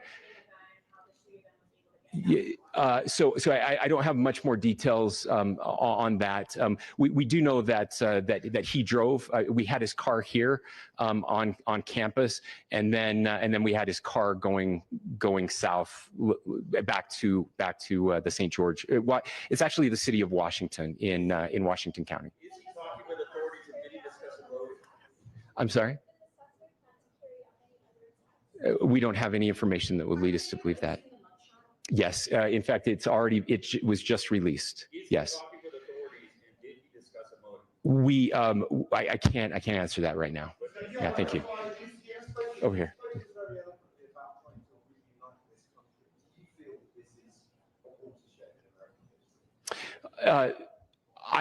I absolutely believe that this is a watershed in American history. Yes. The question is, what kind of watershed? And that chapter remains to be written. Is this the end of a dark chapter in our history, or the beginning of a darker chapter in our history?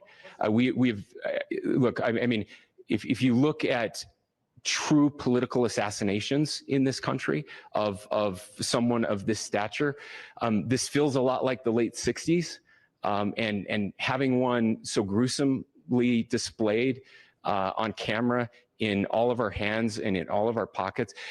We are not wired as human beings biologically, historically.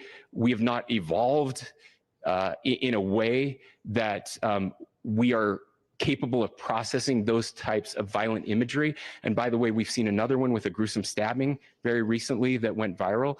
This is not good for us. It is not good to consume. Social media is a cancer on our society right now. And I would encourage people to log off, turn off, touch grass, hug a family member, go out and do good in your community. That is happening, and it's happening organically right now. I had a friend in a small city in Utah who said, we're getting together. The Republicans and Democrats in my little town are getting together to have a discussion tonight. Last night, just to find a way to find their better angels. So yes, this could be. I mean, again, you have to go back to JFK to have seen a video live of something like this happening. I wasn't born until 1975, but I know that things were really dark in the late 60s. Sorry to some of you. I know some of you were there, but this is our moment. Do we escalate, or do we find an off-ramp? And again, it's a choice. It's a choice, and every one of us gets to make that choice. Two more questions right here. Could we clarify that the release of those enhanced images at 8 p.m. timeline that Director Patel gave us led to the arrest at 10 p.m. instead of I cannot comment if there is a direct connection or not, but all I can say is that that through some process, the family came to know that this had happened. One more thing, Governor. Could you just clarify the clothing issue you mentioned earlier? Was he changing outfits? Correct. Yes, yes. So, so when he's first spotted on campus, he has different clothing on, and then he changes clothing on the roof, and then changed back into that clothing at some point, so that when he was apprehended, when he was arrested, the clothing matched the clothing he had on before the shooting here at UVU. Last question here. Yes.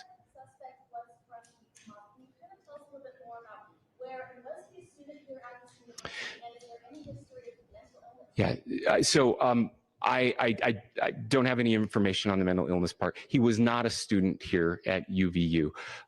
He was living and had lived for a long time with his family in Washington County, in the southernmost part of our state. Thank you, everyone, for your great work in getting this information out. I would just say, process-wise, this may be important. I know many of you aren't familiar with the process in Utah. I think it's important that you understand that. Basically, we have 3 days for charging documents to be filed. A CI will be filed. We'll have more information then, more detailed information as those charging documents are filed in preparation for a preliminary hearing.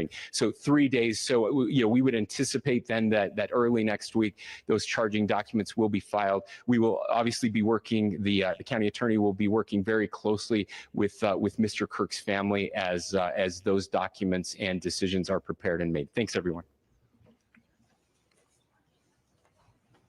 Ladies and gentlemen, the full live press conference that confirmed our absolute worst fears about a silent killer who was able to evade law enforcement for nearly 2 days before having to be turned in by his own family and minister after his own father, who is a sheriff, locked him down.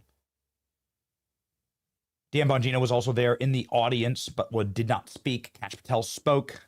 Kash Patel, the director of the FBI. Dan Bongino, the deputy director of the FBI. That was the governor of Utah, Spencer Cox, who spoke the majority of time and gave us the majority of information. Kash Patel, quick top line, talked through their engagement with local law enforcement and how they were teaming up in order to catch, right here, the mugshot, Tyler Robinson. Here's Tyler Robinson's mugshot. Quite different from the baby-faced photos of the mother's Facebook account that we put up earlier in the show. Sunken eyes, sunken face, more mature-looking, receding hairline. We have another mugshot as well. Tyler Robinson, there we go. You can see here, relatively tall individual and mature, 22 years old. Utah Governor Spencer Cox said that authorities have captured the suspect. He started by saying, "We got him." On the evening of September 11th, a family member of Tyler Robinson reached out to a family friend who contacted the Washington County Sheriff's Office with information that Robinson had confessed to them and or implied that he had committed the incident. Investigators interviewed family members of Robinson who stated that Robinson had become more political in recent years. We now have a motive. Ladies and gentlemen, I also am being told by my team that we are preparing to have Eric Trump, President Trump's son, Eric Trump, join the program. Eric Trump joining the program. Again, we are a moving, it's obviously a moving breaking news environment. And of course, we would like to have Eric Trump hop on to eulogize Charlie. Not enough of that is happening. But today, given all of the new information that we just learned, I want to process it and get through it. We now know that this individual, even though he has a normie appearance on social media, had become a radicalized and hardened leftist who hated Charlie Kirk, who was using Discord in order, Discord is like a messaging app where you can send encrypted messages. I believe that the shooter also in Butler, Pennsylvania had a Discord. Please check that. One of the producers. Thank you. He had encrypted messaging apps, and I believe Discord was one of them, usually used for gamers. Now, we had photos. We had photos of him, Tyler Robinson, the assassin, the murderer, dressing up in part as Donald Trump for Halloween. So clearly what happened here, and I know there's some speculation in this, but really not. What happened here was that this rabid killer was radicalized on a college campus. Was radicalized either through online communities or radicalized through the school itself, in the left-wing culture steeped in every college, but also obviously in Utah as well, and then became somebody who viscerally hated Charlie Kirk.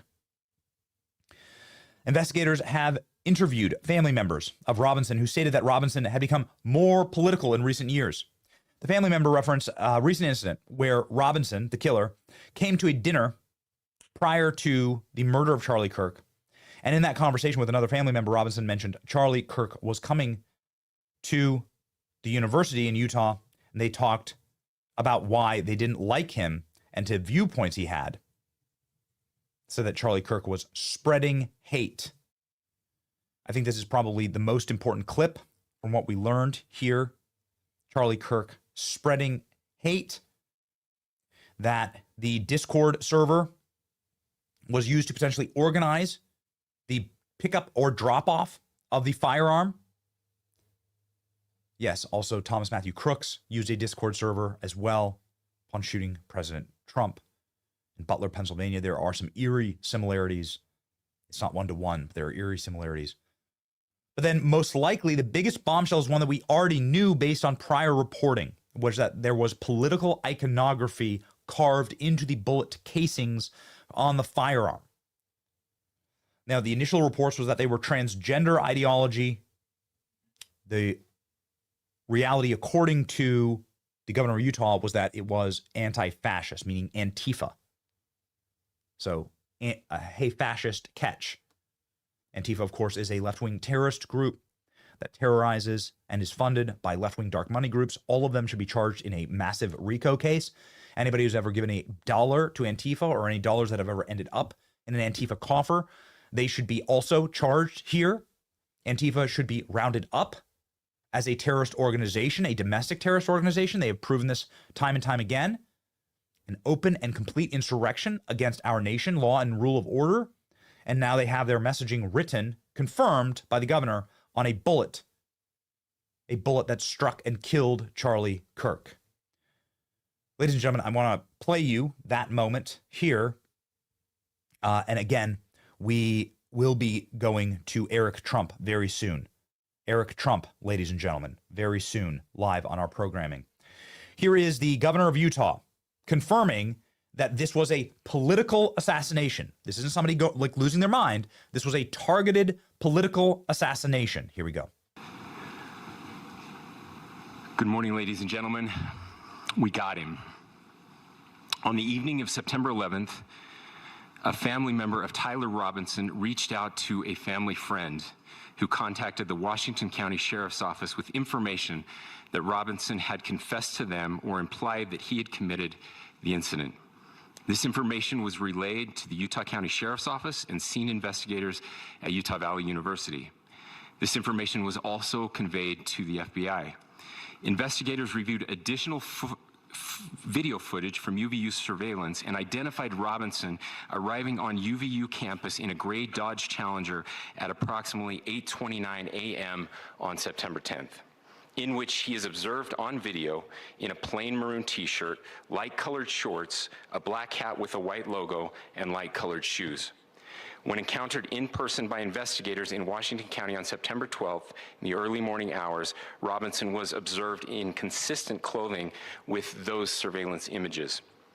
Investigators interviewed a family member of Robinson who stated that Robinson had become more political in recent years. The family member referenced a recent incident in which Robinson came to dinner prior to September 10th, and in the conversation with another family member, Robinson mentioned Charlie Kirk was coming to UVU. Here we go. They talked about why they didn't like him and the viewpoints that he had.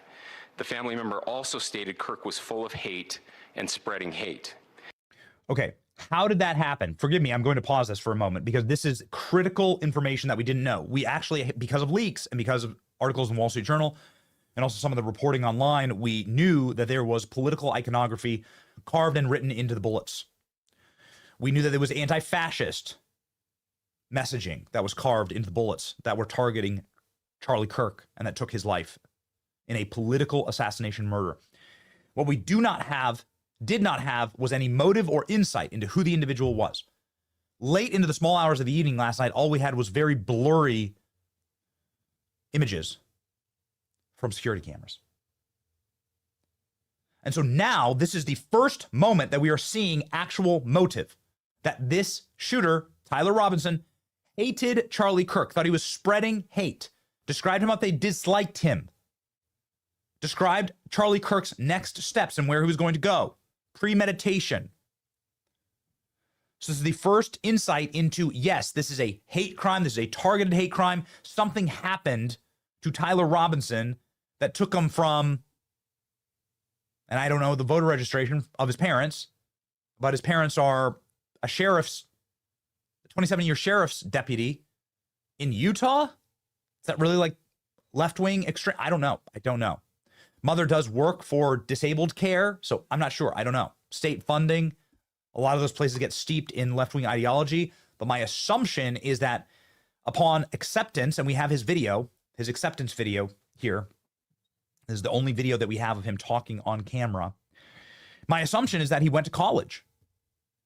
He went to college and started like hearing and following on TikTok and hearing other left-wing students talk about how much they hate Charlie Kirk. And that he got radicalized either by professors or by college groups. Here he is receiving a scholarship to go to college. This is him speaking. You have been selected to receive the Resident Presidential Scholarship from Utah State University. The value of this scholarship is approximately $32,000. This scholarship is available for 4 years or 8 semesters. And then there's photos of him out front of an engineering school. Don't know if he's an engineering student. But he went to a left-wing university, and you have to then assume that he goes from wearing a Donald Trump Halloween costume to then being radicalized through that pipeline quickly and swiftly, and then killing our friend. There is no other explanation. Ladies and gentlemen, the governor of Utah, continuing here, and then we'll go to Eric Trump. Just want to get all of, like, this is very important. Does this have the shell casings? This has the bullet casings. The family member also confirmed Robinson had a gray Dodge Challenger. Investigators identified an individual as the roommate of Robinson. Investigators interviewed that roommate, who stated that his roommate, referring to Robinson, made a joke on Discord. Investigators asked if he would show them the messages on Discord. He opened it and showed several messages to investigators and allowed investigators to take photos of the screen as each message was shown by Robinson's roommate. These photos consisted of various messages, including content of messages between the phone contact name Tyler with an emoji icon and Robinson's roommate's device. The content of these messages included messages affiliated with the contact Tyler, stating a need to retrieve a rifle from a drop point, leaving the rifle in a bush, messages related to visually watching the area where a rifle was left, and a message referring to having left the rifle wrapped in a towel. The messages also refer to engraving bullets and a mention of a scope and the rifle being unique. Messages from the contact Tyler also mentioned that he had changed outfits. Ladies and gentlemen, pop over to my screen, please. We now know that the bullet, again, these are the mugshots of Tyler Robinson, not the baby-faced, braced-faced photos we showed you from Facebook, but the eyes, the dead eyes of a hardened killer who has clearly been radicalized on his college campus or in an online community, a receding hairline, and someone who will most likely be receiving the death penalty for his hate crime, political assassination, exactly what we said it was going to be. Exactly what we said it was going to be. He was also working with others on Discord to get a drop point set up, and he engaged in political violence. He hated Charlie Kirk, and he carved political messages into the firearm. Carved political messages into the firearm. The engravings on the bullet of Charlie Kirk's assassin have been revealed. Hey, fascist, catch. This is anti-fascist Antifa. Antifa is an organized group. This is anti-fascist messaging. You have to go through all of his social media. Who radicalized him? Then, up arrow symbols. All of these symbols are gamer symbols. I want to thank one of our subscribers for noting that these gamer symbols are a reference to a specific video game. Yep, it's a finishing move. In Helldivers 2, we saw his gamer setup. This is a gamer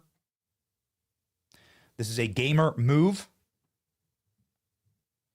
This is on the bullet casing and a reference to a 500 kiloton bomb that you can drop on enemies in the Helldivers 2 game.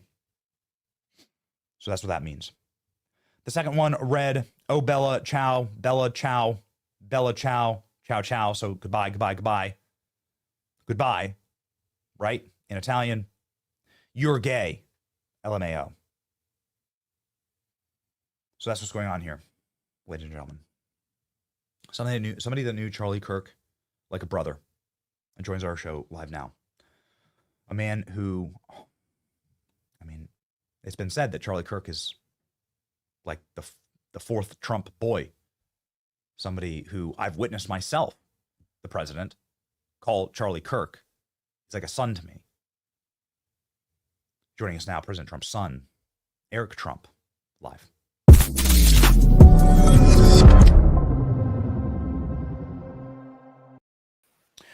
Eric, thank you so much for being on the program. I know that we've learned so much in the last few hours about this, and I want to get to that, but something that nobody is doing and that isn't done enough is eulogizing Charlie as somebody who traveled the country with him, as somebody who knows him like a brother.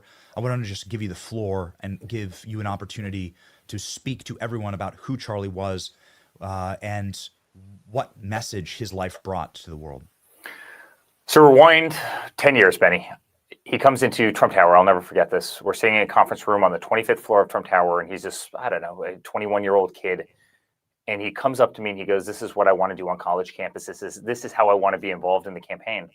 And I go, these are really incredible, aspirations and lofty goals, but you really think you can create a chapter on every college campus and fully change the narrative? And he goes, "Yeah, I can. I absolutely can." And he just got going. He had a couple of chapters, but the chapters are small, and there was energy. He had a lot of energy behind it. But he literally spelled out exactly what Turning Point USA is right now. He spelled out the exact movement that he created, which you best saw 5 seconds before he was assassinated by this jerk, right? When you saw those kids out there and they're waving their hats and they're pumping their fists in the air and they're so excited to see him, and the energy is contagious, and they're all wearing 47 hats and they're throwing hats to the crowd and they're having a great time. I mean, this was a rally on a college campus, and that is what he told me he wanted to create 10 years ago. And listen, you hear a lot of nonsense, especially in the business world, from people. "Oh, this is what I'm going to do. This is what I'm going to build." And 99% of the time it's bravado and BS. The people can't execute. They can't build. They lose their will. They lose their passion. Charlie not only built, but exceeded that goal. And I love him. Listen, when I saw Kash Patel speak, and Kash is a dear friend of mine. A dear friend of mine. When I saw Kash, and by the way, so is Dan Bongino. When I saw him speak a couple minutes ago, it was like, if you want to ever talk about full circle in life, almost brought tears to my eyes. The amount of stages that you, me, Kash, and Charlie have been on, and by the way, Dan Bongino, right? Over the course of our life. So here's a dear friend of ours who was one of the biggest impetus in helping my father win the White House, and just standing by our side relentlessly. If we were in a courthouse, if we were getting attacked by an AG, Charlie was there, and he was fighting, and he was vocal. And so he lost his life in support of a movement that my father started, but obviously his beliefs and what he cared about, right? God, our Constitution, America, red, white, and blue. So I'm seeing a friend here that I've been on stage with 1,000 times.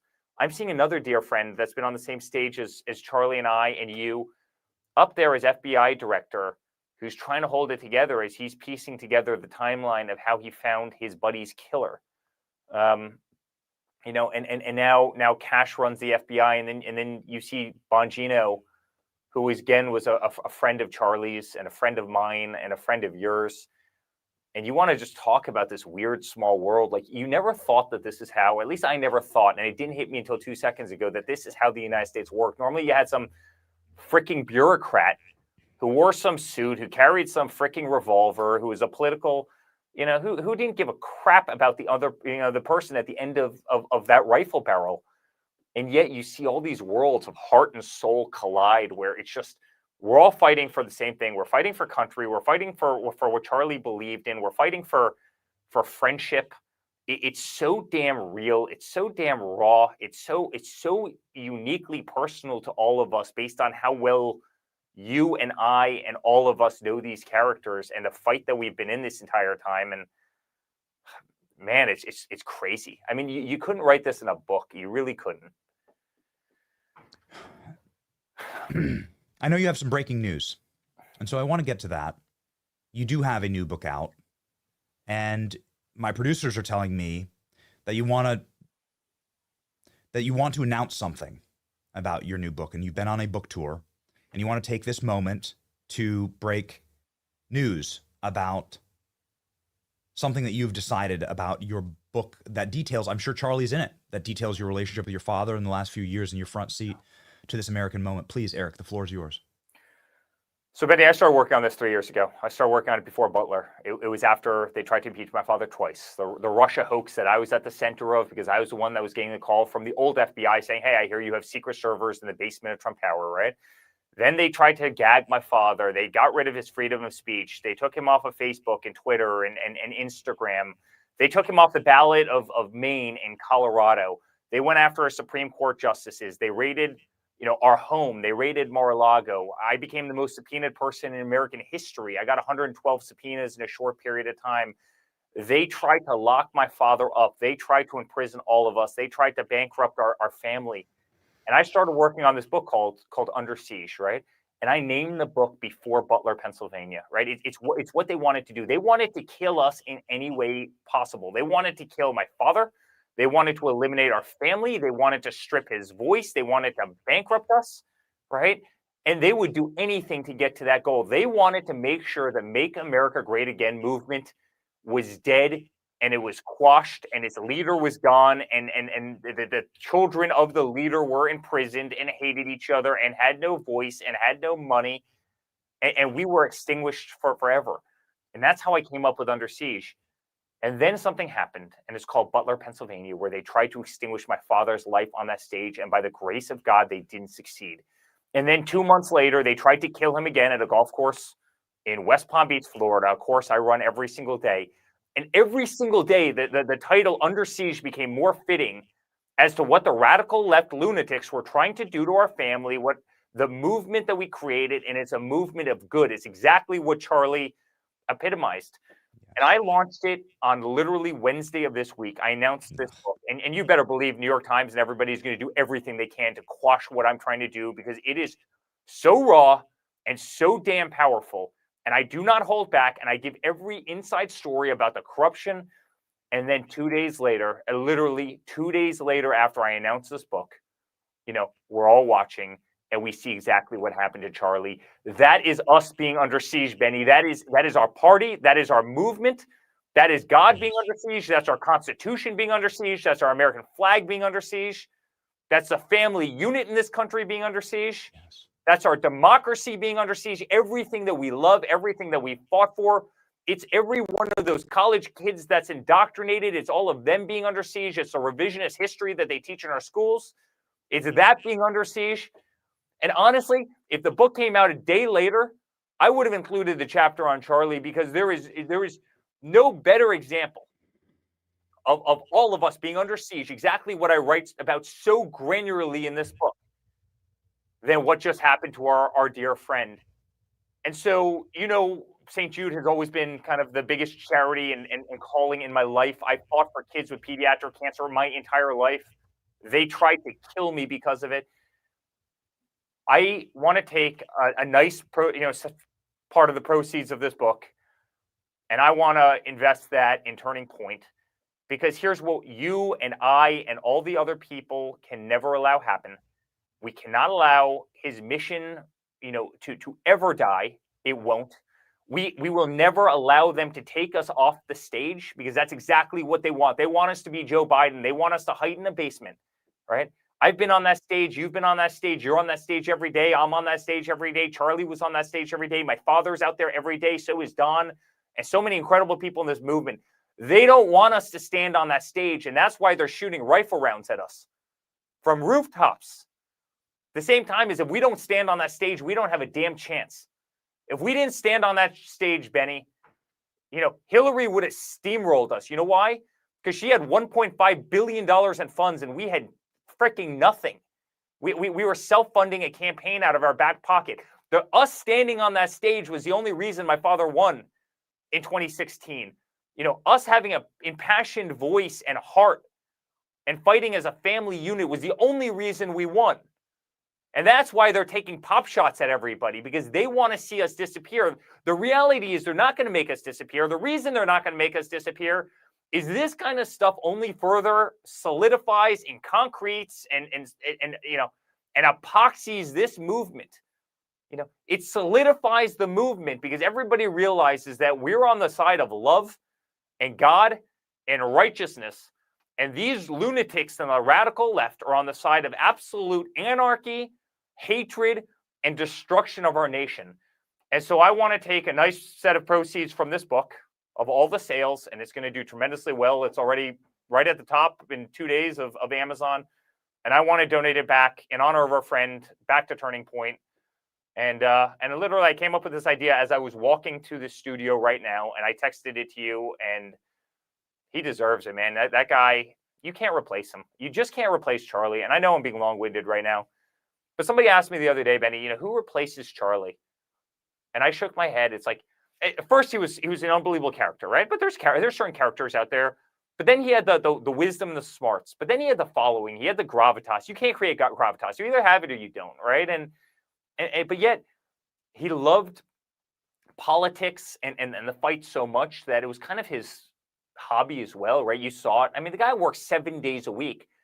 Plus, you have to be able to connect with the youth. Plus, you have to be able to run a massive organization. Plus, you have to be able to fundraise.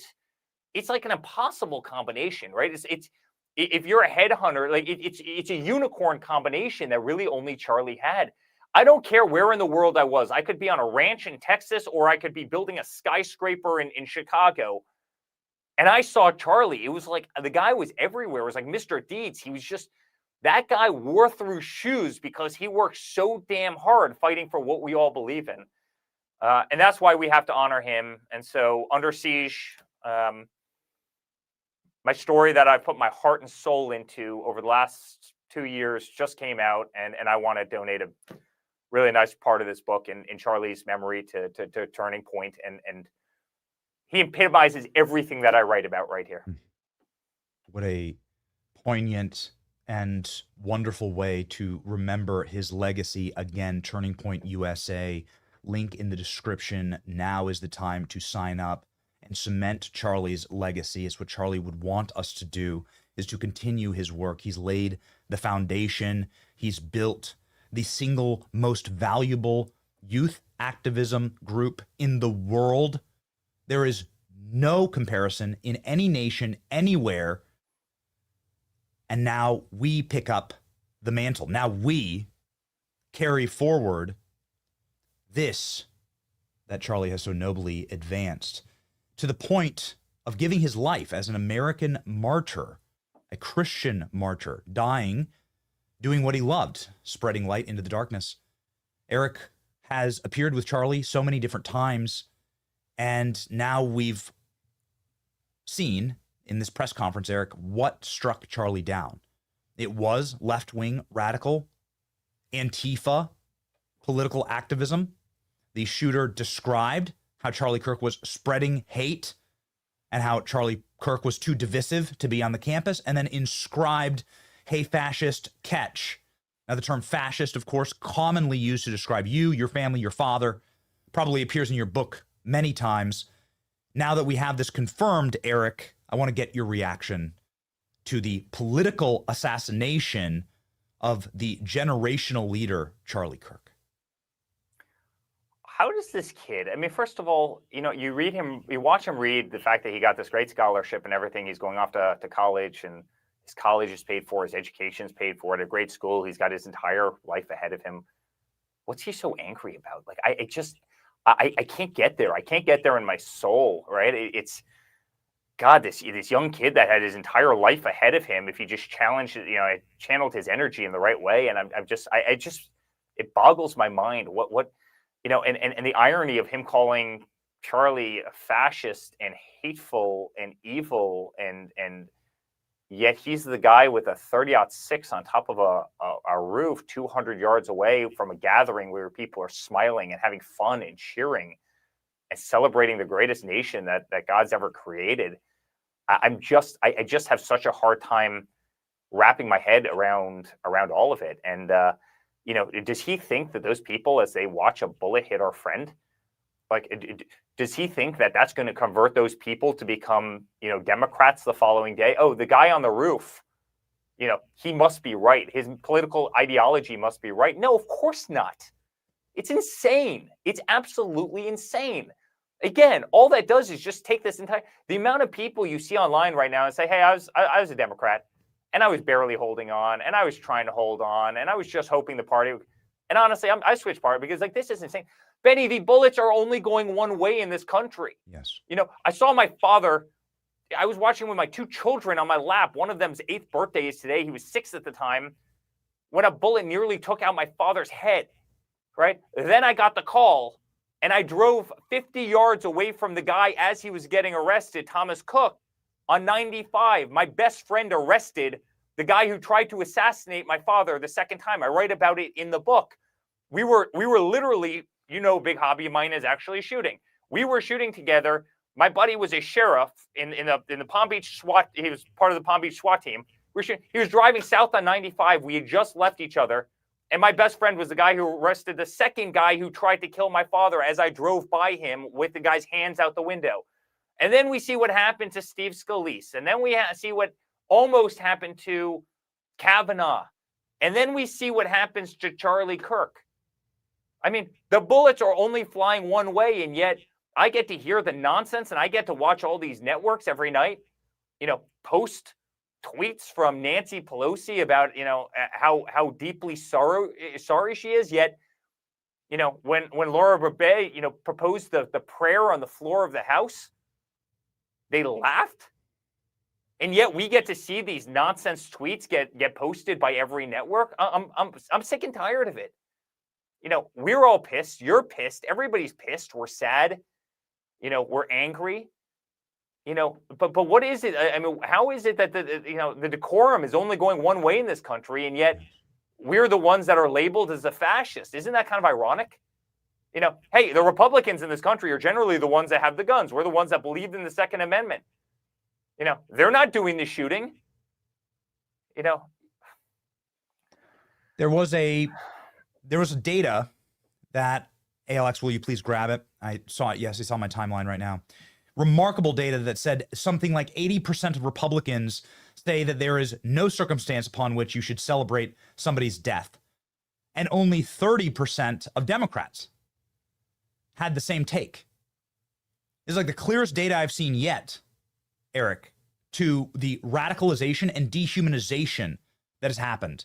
And this is going to be my charge, is going to be going directly at that.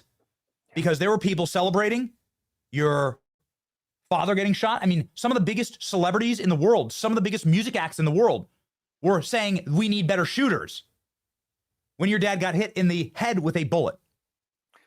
And this data proves perfectly exactly what we're facing here. There is a inhumanity and a darkness on the left that celebrates the death of people on the right. It does not go the other way. Benny, I couldn't come to grips with it. But you know what? If you saw the purple-haired, 16-year-old girl who was, confused in life and, threw up some stupid, comment on Facebook, I could maybe kind of somewhat compartmentalize that the person was young and naive and didn't understand the world and misguided and probably had terrible parents and a lot of other things. I can maybe get there. When I watch TMZ and they're reportedly all laughing in the middle of a section after Charlie got killed, educated people with careers in the mainstream media who are grown-ups, who function in everyday society, who have real jobs. Honestly, I cower. I just can't believe that's the United States of America. I mean, the only thing that matters in the world is preserving life and preserving happiness and preserving family. Yes. And, as I watch blood shoot out of the front of my friend's neck, you have grown-ups. They came out and said that that's not what they were like, but it was clearly, timing-wise, I think it was clear as day based on watching that video. Yep. And you have grown-ups at major networks cheering it. I mean, hey, I'm a God-fearing person, as was Charlie, more so than maybe any of us, as are you. Hey, these people are not going to the promised land. That much I can tell you. Like, they are not going to the promised land if that's how they act. When a beautiful, innocent, non-violent person who loved God, loved this nation, loved family, loved his wife, loved his children, takes a bullet to the neck from some sociopath. Those people are not going to a good place. That much I can tell you. The sociopath who was clearly radicalized from what looked like a very normie upbringing, hunting, fishing, and so on, and then took a very dark and radical turn, also posed in a very peculiar Halloween costume. I don't know what to make of it. I wanted to just toss it up on screen. He dressed as President Trump not too long ago. I think this is just a few short years ago. And in an inflatable Halloween costume of your father carrying him on his shoulders. What happened here, Eric? You've seen so much of it, and you've seen so much radicalization against your family. What do you think happened here? Well, I'm kind of curious what she has on her back. I don't know what that is. Is that a rifle? Because it certainly looks like a slung rifle to me, and yeah, or a sword or something. They have a come from a hunting family. The family hunts and does outdoor activities together, and so yeah, this is a toy long gun. Isn't the irony, Benny? Like, isn't the irony of all of this is like like he won this whole movement. He converted the minds and hearts and souls of all of these people, and yet maybe the last to not convert were the ones who had to inflict pain on him because he realized he was winning. Like they had lost the argument. And so, yes, which he had said so often, when somebody loses the argument, they resort to violence. Like, they had lost the argument. And by the way, so had academia in the United States of America. Like, academia and these teachers and the wokeness, they had lost the argument. They had lost it with students. They had lost it with parents. The only people that were holding on were, a small group of tenured faculty. But other than that, they had lost the argument. And yet the last to convert realized, having lost the argument, that they would just do what Charlie always said that they did when they lost an argument, which was resort to violence, which was one thing that Charlie never did. He just won the argument based on the merits of just being on the right side of the argument, which is first and foremost, but also then just being smarter and better read and everything else. And it's just unthinkable to me. It's maddening. Unthinkable. There are too many similarities to ignore between Thomas Matthew Crooks and now the shooter Tyler Robinson in Utah, and it's just very strange. I don't know if there's any update. We still know maddeningly little about the man who shot your father in the head and killed a member of the MAGA movement. Maybe you could just explain, is there anything further that your family has been briefed on? Do we know anything more? Do you see any eerie connections How would you engage in stopping this, Eric?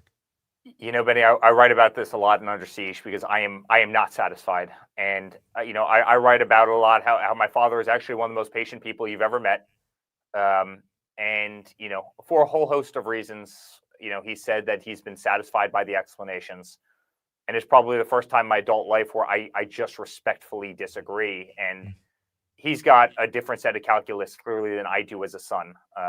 National security concerns, a whole lot of other things that all play into understanding the intel behind the scenes, but yet being able to compartmentalize somebody who tried to extinguish your life.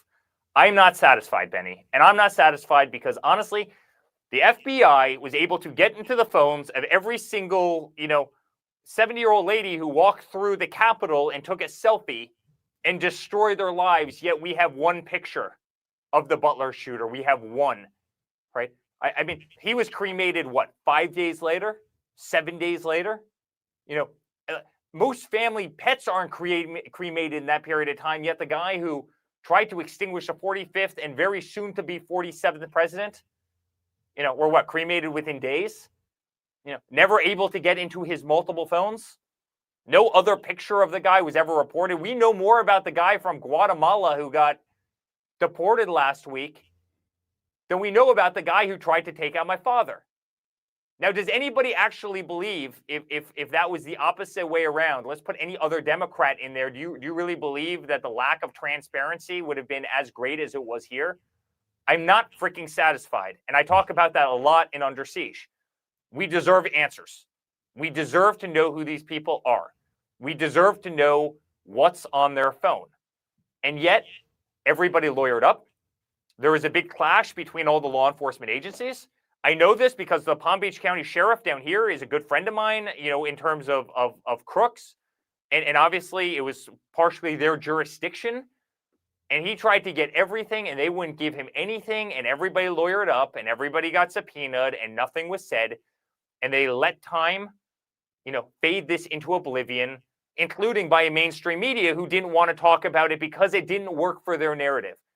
I'm not satisfied with who the Butler shooter was. I'm not satisfied by anything that we yet know about this Florida shooter, albeit at least he's on trial. So we'll start to piece it together based on the fact that there actually is real journalism in this country. And that is you, right? That is independent voice like Benny Johnson and other podcasts, which are the only ones who will actually pick this apart, and actually talk about the messages that were written on these shell casings, because you better believe ABC and CNN and NBC, it won't make a minute of their time because they're dishonest and it doesn't fit their political narrative. But no, Benny, I'm not satisfied at all.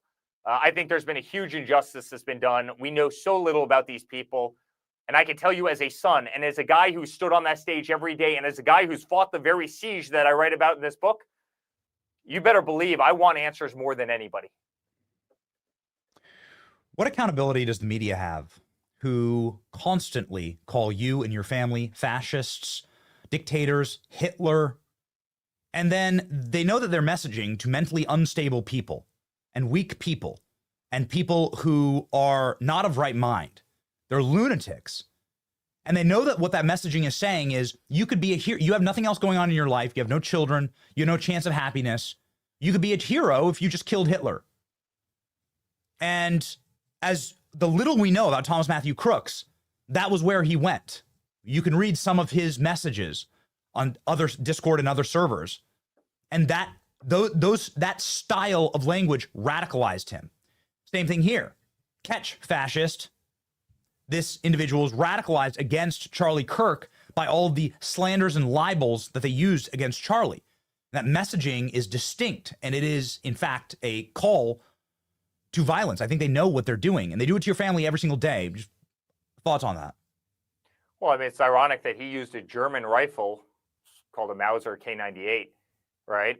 To extinguish Charlie's life, yet he's the one calling us fascist. I mean, it's just like the great irony that he uses a German military rifle, right? And yet he's the one that's calling us Nazis and fascists. I mean, I'm having a really tough time with this one. I mean, but yeah, I mean, they used to call us Nazis. They used to say that our family hated Jewish people. It's kind of ironic considering how hard I fight for Israel and how, the fact that 80% of the employees of my organization are Jewish, and, probably 50% of my best friends are Jewish, and my sister's an Orthodox Jew. And yet, they'd say this about my father. They'd say this, they used to say that my father was a sexist. Well, that's kind of interesting considering his first campaign manager, I believe the first female campaign manager ever for a winning presidential campaign. You know who that was? That was Kellyanne Conway. So he's so sexist that his campaign manager, the first term, happens to be a female. And then wait a second, Susie Wiles, his second campaign manager, guess what? You know who she happens to be? A female. But yet Donald Trump is so. It's infuriating when they throw these these talking points out. There's nothing to substantiate them. It's how they label you. But Ben, you know this. Long before any of this stuff, this was one of the first talking points. They always played identity politics. They always did this crap. And you know what? This whole country caught on to it. Like, the identity politics actually doesn't work anymore. Yes. You know why? Because in 2024, not only did we win the popular vote, but we won every single swing state. We won Miami-Dade, a county that literally hasn't been won in 37 years, never been won by a Republican. We won Miami-Dade by 11 points. So we won the Hispanics, we won the Venezuelans, we won the Cubans, we won the African Americans, we won. We won the youth vote, we won the female. We won everything across the country. And by the way, one other really cool statistic. There wasn't a single state in the country that tacked more blue. They all tacked red, right? And so clearly the identity politics isn't working because it's the only thing that they ever ran on. And it's failed horribly. It's failed absolutely horribly. So when I see these guys engraving, 30-06 rounds, taking a knife and trying to inscribe, fascist remarks, I just find it so wholly ironic. Again, given this is the guy who's sitting on the roof of a building with a German rifle, taking shots at people who love our nation and our flag and our Constitution and our way of life. I just very tough for me to get there, Benny. And I'm an open mind. It's unspeakably evil, and I know that you've decried it. And I want to just ask, you have the ear of some very, very powerful people. You have some very powerful friends. Kash Patel, one of our mutual friends, was up on screen. What do you want to see happen here, Eric? Yeah. It can't continue spiraling like this. It spirals like this into sectarian violence, into a failed state, into a zero trust society. It can't continue.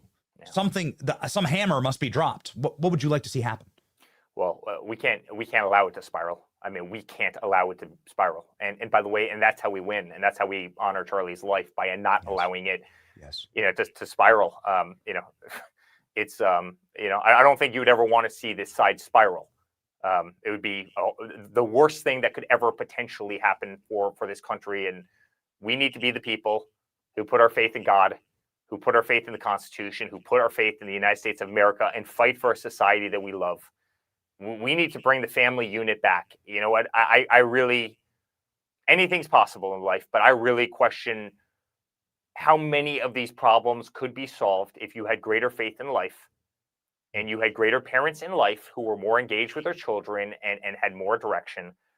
I don't believe that the first sign that this guy could do something as horrible as, what happened 2 days ago was 2 days ago. There were probably warning signs, right? I could say that with almost perfect confidence that there are warning signs. And you would hope society would wrap these people, hold these people, hug these people, support these people, and make sure that they aren't a danger to others, and put up the red flag if they were ever going down that road, or they ever saw the signs that somebody was going down that road. And so, listen, I think we need God. I think we need church. I think we need family. I think we need community. But that's getting broken apart every single day. You have more and more. You've got so many families that are, females that are encouraged not to have children. Society is almost doing that indirectly. You have more single people than ever before. You have more social pressures than ever before. Traditional norms are being broken down in so many devastating ways. Clearly, faith in this country is being broken down. You saw that during COVID as they were keeping people out of You know, you could go to your local pot store, you know, in Colorado, but you know what? You couldn't go to the gym. Like, I mean, isn't that ironic? You know, you could go to the liquor store, but you couldn't go to church. You know, Benny, I call bullshit, right? And that's what's happening. But you know, the media allowed that to exist. The media allowed that to happen. In fact, they were complicit in this whole thing. And so we need to rewrite the ship. And I think we've already done so much of that. Let me give the positive side of this. The mainstream media is dead. Laura Trump goes on Fox News on a Saturday night, which is normally known as like Death Valley, right? And she has 2.6, 2.7 million people watching her, right? If CNN in the middle of the week on a Thursday at 9 o'clock, it's like 500,000 people, they're doing great. What does that tell you? Right? Why does your show do as well as it does? Why did Charlie Kirk's show do as well as it does? Right? Why did Dan Bongino? Why were all these guys? Why is Joe Rogan winning? You know why? Because it's independent voice, and people are sick and tired of being spoon-fed. And so the power of the media has faded. The power of, you know, the editorials has faded. Common sense, you know, the pendulum has swung. If you went back 2 years, the pendulum was all the way to the left. And now the pendulum has swung so dramatically, right? DEI is dead. Woke is dead. Transgender swimming, you know, in you know, men's swimming and women's sports in college, it's dead, right? Having no physical fitness standard in the United States military, it's dead, right? The pendulum is swinging back, and that's beautiful. And with that pendulum, I think we're going to get more faith. I think we're going to get more family, and I think we're going to get more humanity. Yeah. Now, I want to end on a bright note, and I want to thank you for taking us there, Eric. And the bright note is this: a story about you and Charlie. And then, of course, I want to toss to you for something personal. We've done this with every guest. We've been bringing on Charlie's closest friends, business partners, the people who knew him the best, many times working behind the scenes. Charlie Kirk went sprinting to me one day in what we called his home, which was the Trump Hotel on Pennsylvania Avenue in Washington, D.C., where Charlie was ubiquitous. And it was just like his living room. He just lived there. And he goes sprinting up to me, and he shows me this photo on his phone. This one, but then it's a sequence where the two of you stand back to back. Here we go. And this is about who's taller. And I guess it's a Rorschach blot test because it's like, I don't actually know here. But he was so proud, and you're a really tall dude, Eric. He was so proud that he was, fighting you as to who's the tallest here. And he was so full of life. This was such an interesting battle for him. This was something that was so unique for him. And just the way that Charlie approached everything, which was full of vitality and energy and love and good humor. And watching his life, of course, was kind of like watching a miracle. It was almost like watching prophetic, something, the hand of God in the real world. It was prophetic what he was able to accomplish in 31 years. Many men 100 years old won't come close to what Charlie was able to accomplish in 31. And so that's my humanizing Charlie Kirk story. And I want to give you the floor to just recall something about Charlie, his life, a message, and what he would want, how he would want us to carry forward now.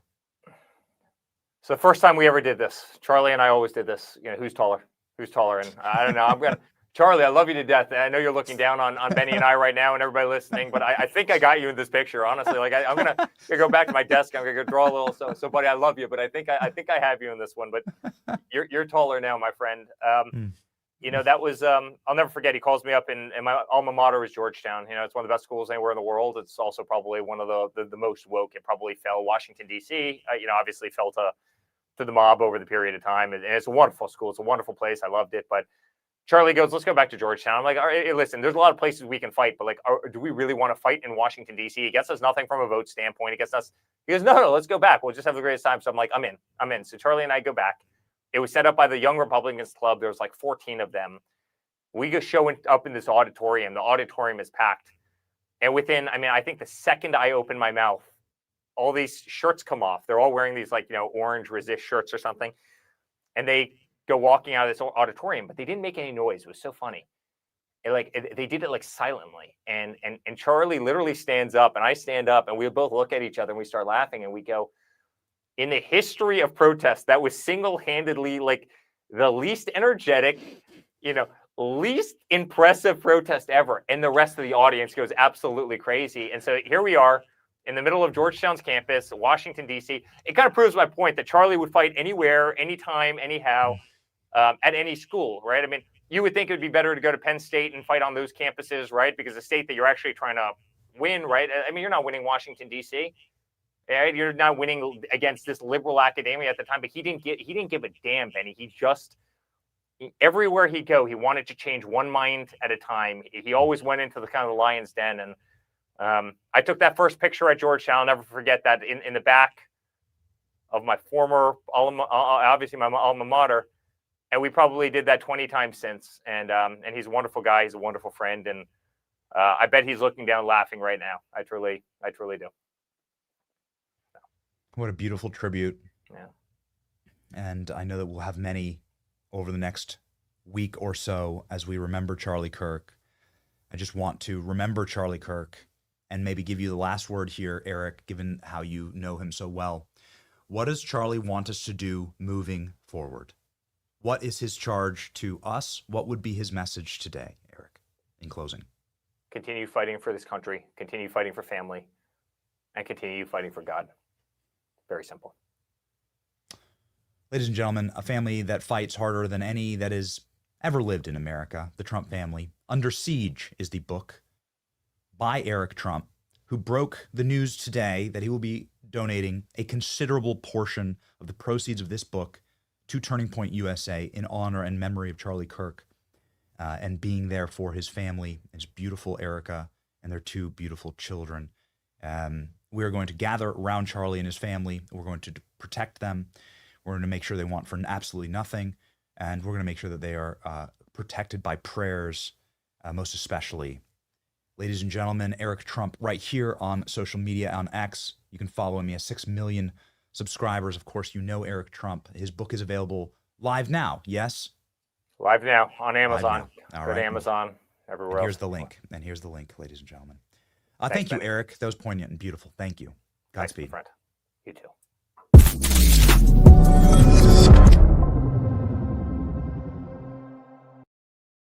We're putting the link in the chat. We saw the comments. We're putting the link to Eric's book in the chat.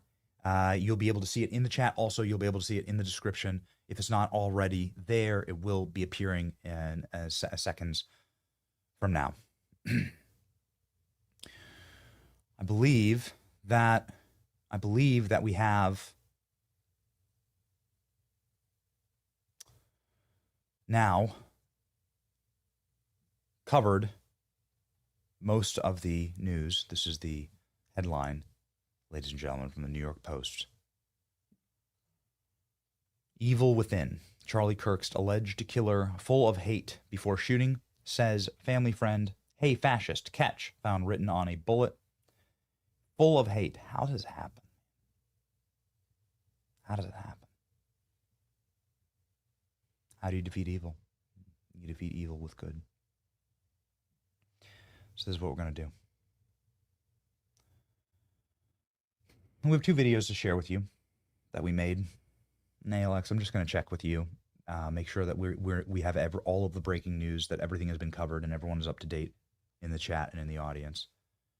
I think that we've got everything. Nothing else has occurred since we've been chatting with Eric. I know we had a 30-minute interview there. Okay, good. All right, ladies and gentlemen, you are up to date on what we now know about the Charlie Kirk assassination, save one critical piece of information, which is that the family is Democrat, I think. Let's go ahead and put it up. There was a Act Blue donation from the address under the same name. So that also matches under the same name the Make America Great Again Committee, which would be the Trump Super PAC. These are from the year 2020, so they're old.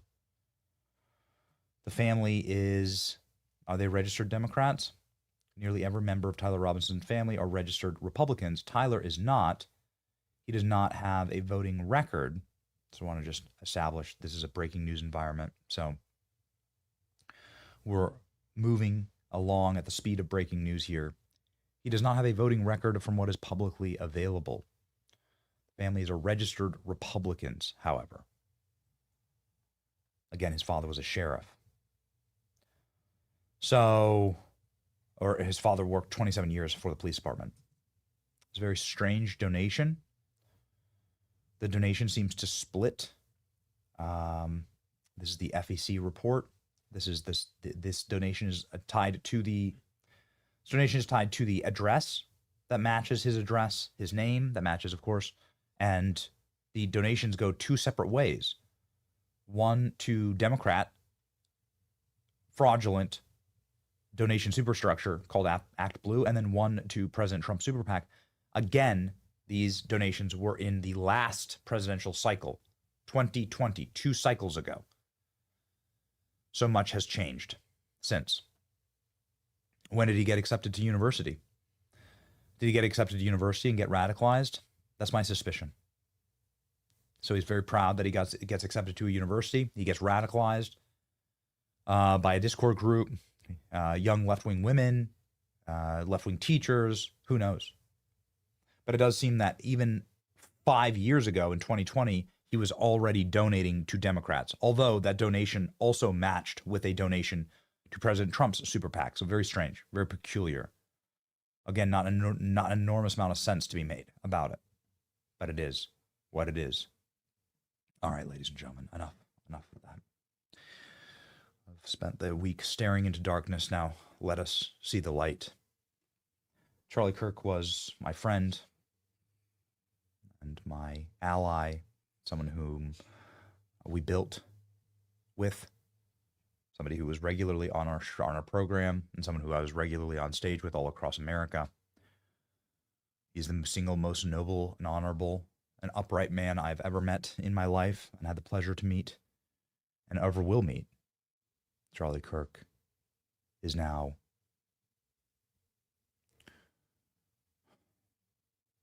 legend. I still haven't processed that he's gone, but Charlie Kirk processed it, which is something remarkable that we began to notice as we were putting together a tribute video for him. That Charlie talked often about death and about legacy. And we put this video together because this man who was so wise beyond his years and a man who I believe had the hand of God on his life in a prophetic way, talked regularly about his connection to the divine and his connection to life after death. Ladies and gentlemen, this is what we put together. There's a short version of what we put together, and then we'll end the show with a longer version of a memory of Charlie's life.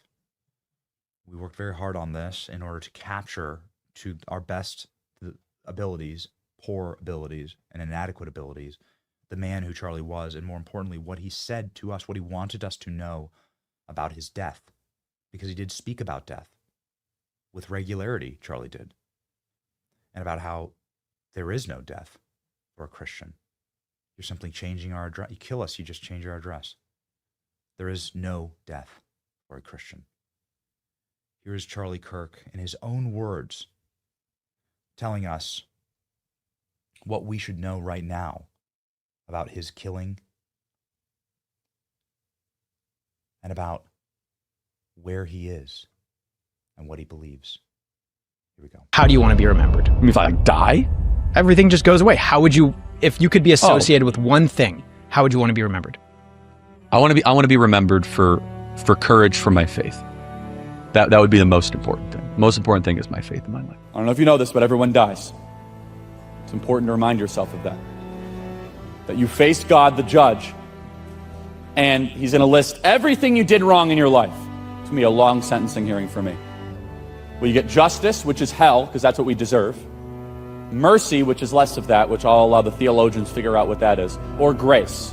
What is grace? Grace is something so unique, so different, so profound, which is as soon as the sentencing's about to be ushered in, someone comes in and says, no, I will serve that prison sentence for him. I will go into the prison cell for him or her so that they can live forever. That's grace. You didn't earn it. You didn't check boxes for it.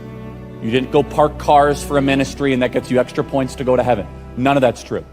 It's that it's equally accepted for all people that allow Jesus Christ to be your Savior, the Savior of the world, to be born new and to be completely and totally renewed. That's a gift that we must try to give all people in the world. I mean, I've had an unbelievably blessed life. Been doing this now, it'll be 12 years on June 5th. Such a young man to do it. So young. Yeah, so praise God. I mean, I've been all across the world. I've met with world leaders. I've flown in Air Force One, got to know a president. I have an amazing family, the podcast, Turning Point USA, all that stuff. And so you experience that and you're like, what actually matters? What matters is your relationship with the divine, your relationship with your family, your kids, and maybe a close collection of friends, and your relationship with the truth. And you could decide to lie all the time, then you become a tortured individual. And you know those people. You just turn on television. They're constantly lying and they just become like disfigured either emotionally, spiritually, or physically. Because when you lie, I believe you're actually committing suicide of the soul. I really believe that. Are you a Christian by any chance? Very, very much so. Like, why is that exactly? Jesus saved my life. I'm a sinner, gave my life to Christ, most important decision I ever made. So you believe the Bible is real? Yes, I believe the Bible is true and real. Yeah. Why is that? Well, I could give you the technical answer. There's never been an archaeological discovery that has contradicted the truth of the Bible. And then, of course, the wisdom. There is not a truth of the Bible that if you apply to your life does not improve dramatically. And then finally, we have the most accurate and transparent, historically robust account that one can have of the most important figure ever to live in the history of the world, Jesus of Nazareth. And the resurrection is the pinpoint of my belief that Jesus did rise from the grave so that we may live. And for those of you that have not given your life to Christ, I could tell you it is the most freeing, liberating thing that a human being can possibly do. The most important thing that you can do, which is to be born new into the kingdom of God.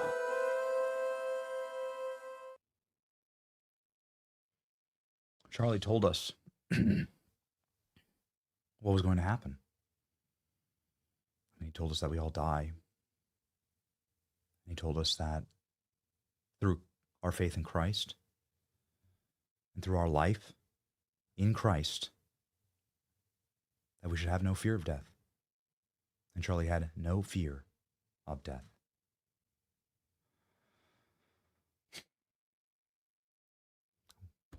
We've said all that can be said. I haven't slept. We put together a Charlie Kirk mural here in Tampa. You can see it here. We put together a 20-foot mural. We'll be working over the next week to build an infrastructure to make sure that we can put up Charlie Kirk murals, perhaps a lasting forever memorial to Charlie. Physical and digital. Boys, drop the verse of the day, please, in the chat.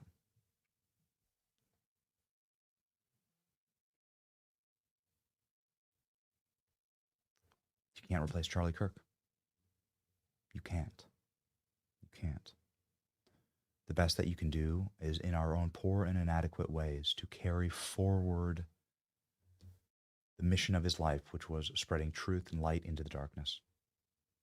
Revelations 2:10.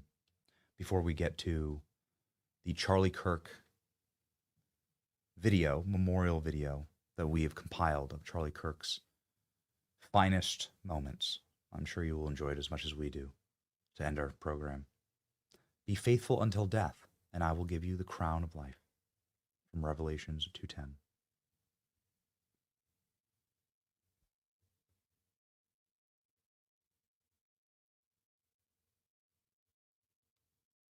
I just can't believe he's gone.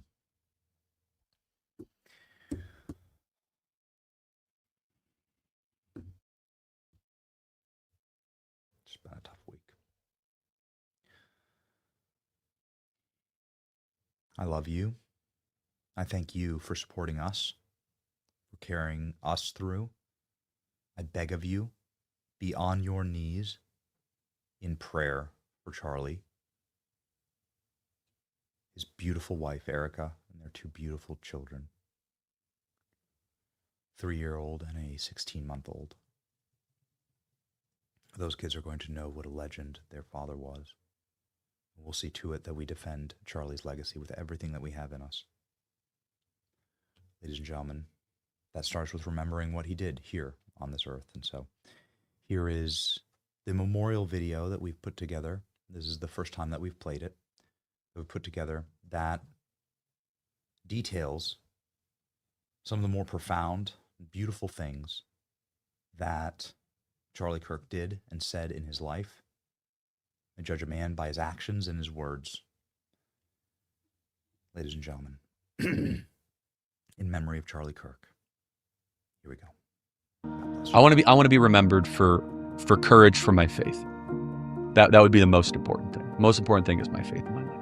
And for those of you that have not given your life to Christ, I could tell you it is the most freeing, liberating thing that a human being can possibly do. The most important thing that you can do, which is to be born anew into the kingdom of God.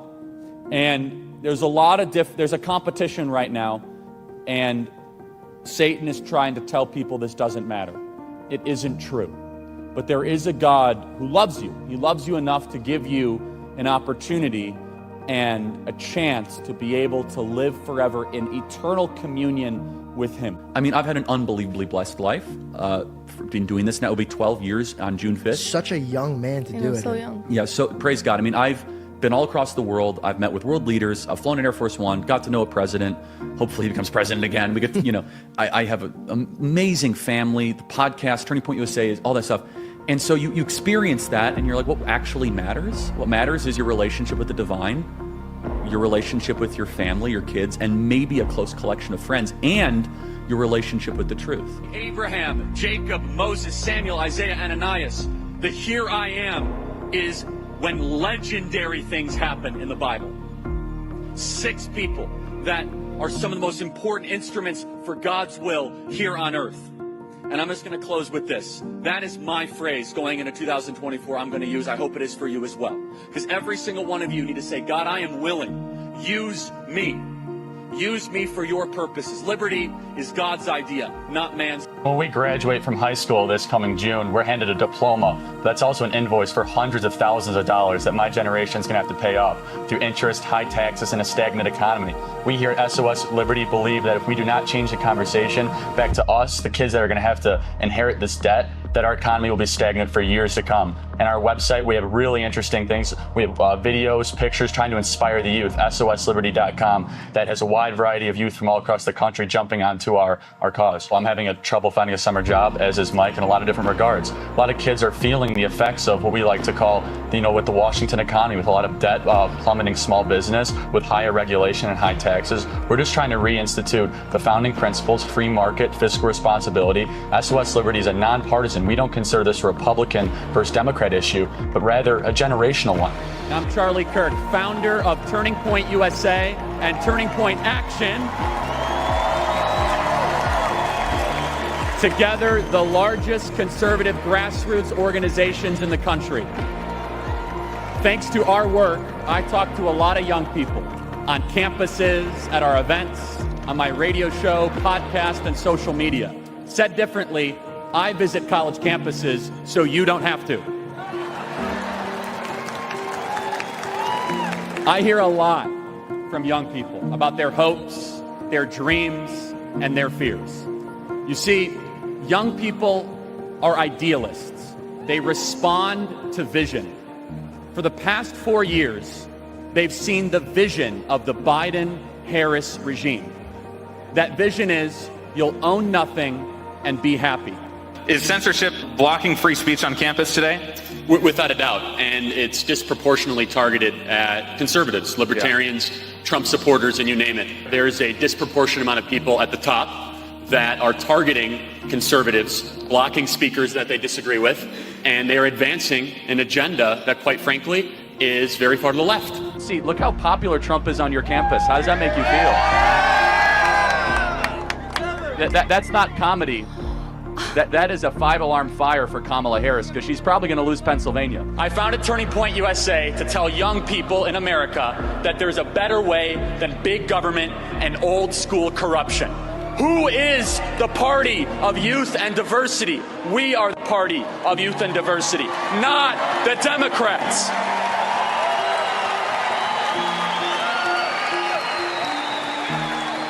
Our whole philosophy at Turning Point USA is that the left has been winning far too much for the last 40 years, and we're going to go where conservatives have really been losing the last couple decades and making sizable gains. And you see that with what we've been able to do on campuses. And I think long term, that's going to be one of the most important legacies of Turning Point USA, is when you start to see real sizable change in the next generation.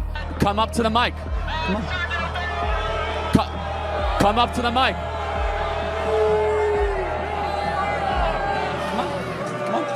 Come up to the mic.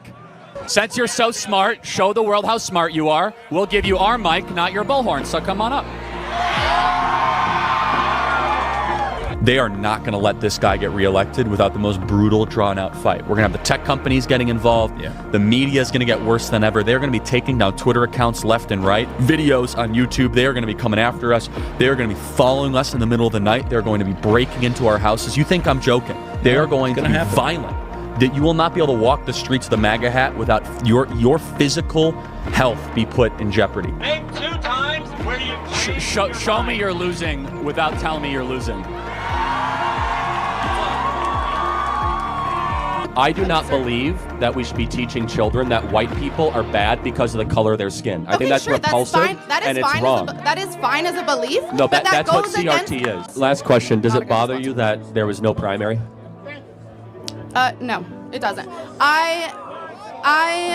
No, and it's for a practical reason. It's not like I would have preferred there have been a primary, but primaries are very expensive. I would have preferred. I'm not saying that I wouldn't have liked it. I'm just saying that I'm not making a huge issue about it. So explain to me how the party of democracy can have a candidate that no one voted for.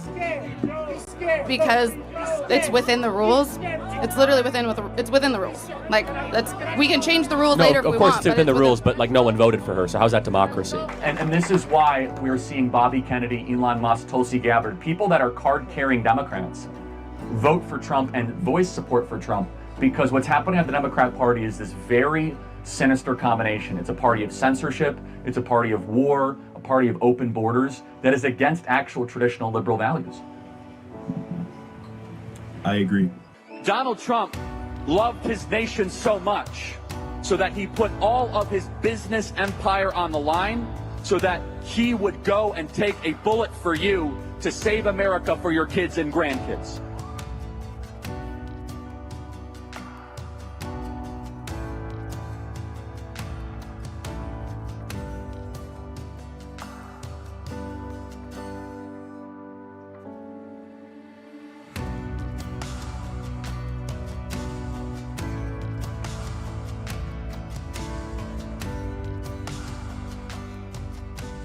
Well, I would say you need to understand the biblical role of the father. When it comes to your child, you are tasked to protect them both physically, spiritually, and emotionally, in really outside the house and obviously in other ways as well.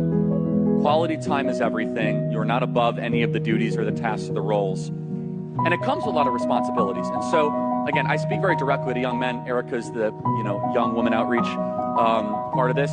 But young men need to be talked this way, actually, because they say, oh, I want to be a dad. Like, really? Are you earning enough money? Have you done the right work? Have you asked for a raise, asked for promotion, got up earlier, stayed up later to make sure your family does not have any financial pressures or issues?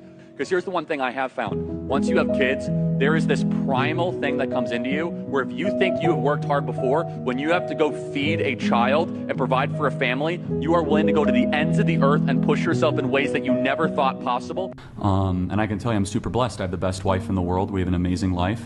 Building a family is the coolest thing ever. And my prayer for all of you is that you one day can do that. That's so cute. It's honestly the most joyful thing. And I've had some pretty amazing experiences. I've been very, very blessed. Very lucky, you could say, but very blessed is the word I would use. And the greatest joy I've ever had is coming home to my little daughter running up to my leg. There's nothing that even comes close to it. Not flying on Air Force One, not meeting with presidents. That's all that pales in comparison to your little girl coming up and squeezing your leg. Your marriage is a covenant. Your relationship with your kids is an outgrowth of a covenant. They're under your stewardship, but covenantal relationships are ones that we saw with Abraham and David and Israel and, of course, Jesus. We need to celebrate, embrace, platform, and sometimes, if necessary, subsidize getting married and having children. We are not having enough children in this country. We should tell our young ladies that if you want to go be the CEO of a shoe company, that's fine. But do you know what's really going to matter 30 years from now? What's going to matter is whether or not you have the love of your life and you have decided to raise children. Benny, I want to start with you. I know Charlie respected you so much and loved you so much. Your thoughts tonight? The Lord Jesus Christ, our Lord and Savior, took home his servant, Charlie Kirk, to be with him right now in paradise. I don't know why. It is hard to bear, and it is hard to overcome. But this I do know, Laura. Charlie Kirk is a martyr. Charlie Kirk is an American martyr. Charlie Kirk is a Christian martyr. Charlie Kirk gave his life for this country and for his faith. He died as he lived, spreading salt and light to some of the darkest corners of our nation and culture, and living with a full heart. And we must rise up with that same full heart and venerate him and remember him by continuing his work. And that work would be this: to defeat the blackened evil that is overcoming our culture right now and fight it back with truth and good and light.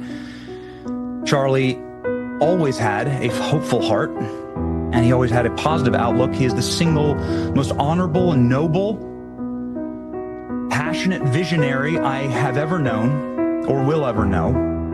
There will never be another one like him.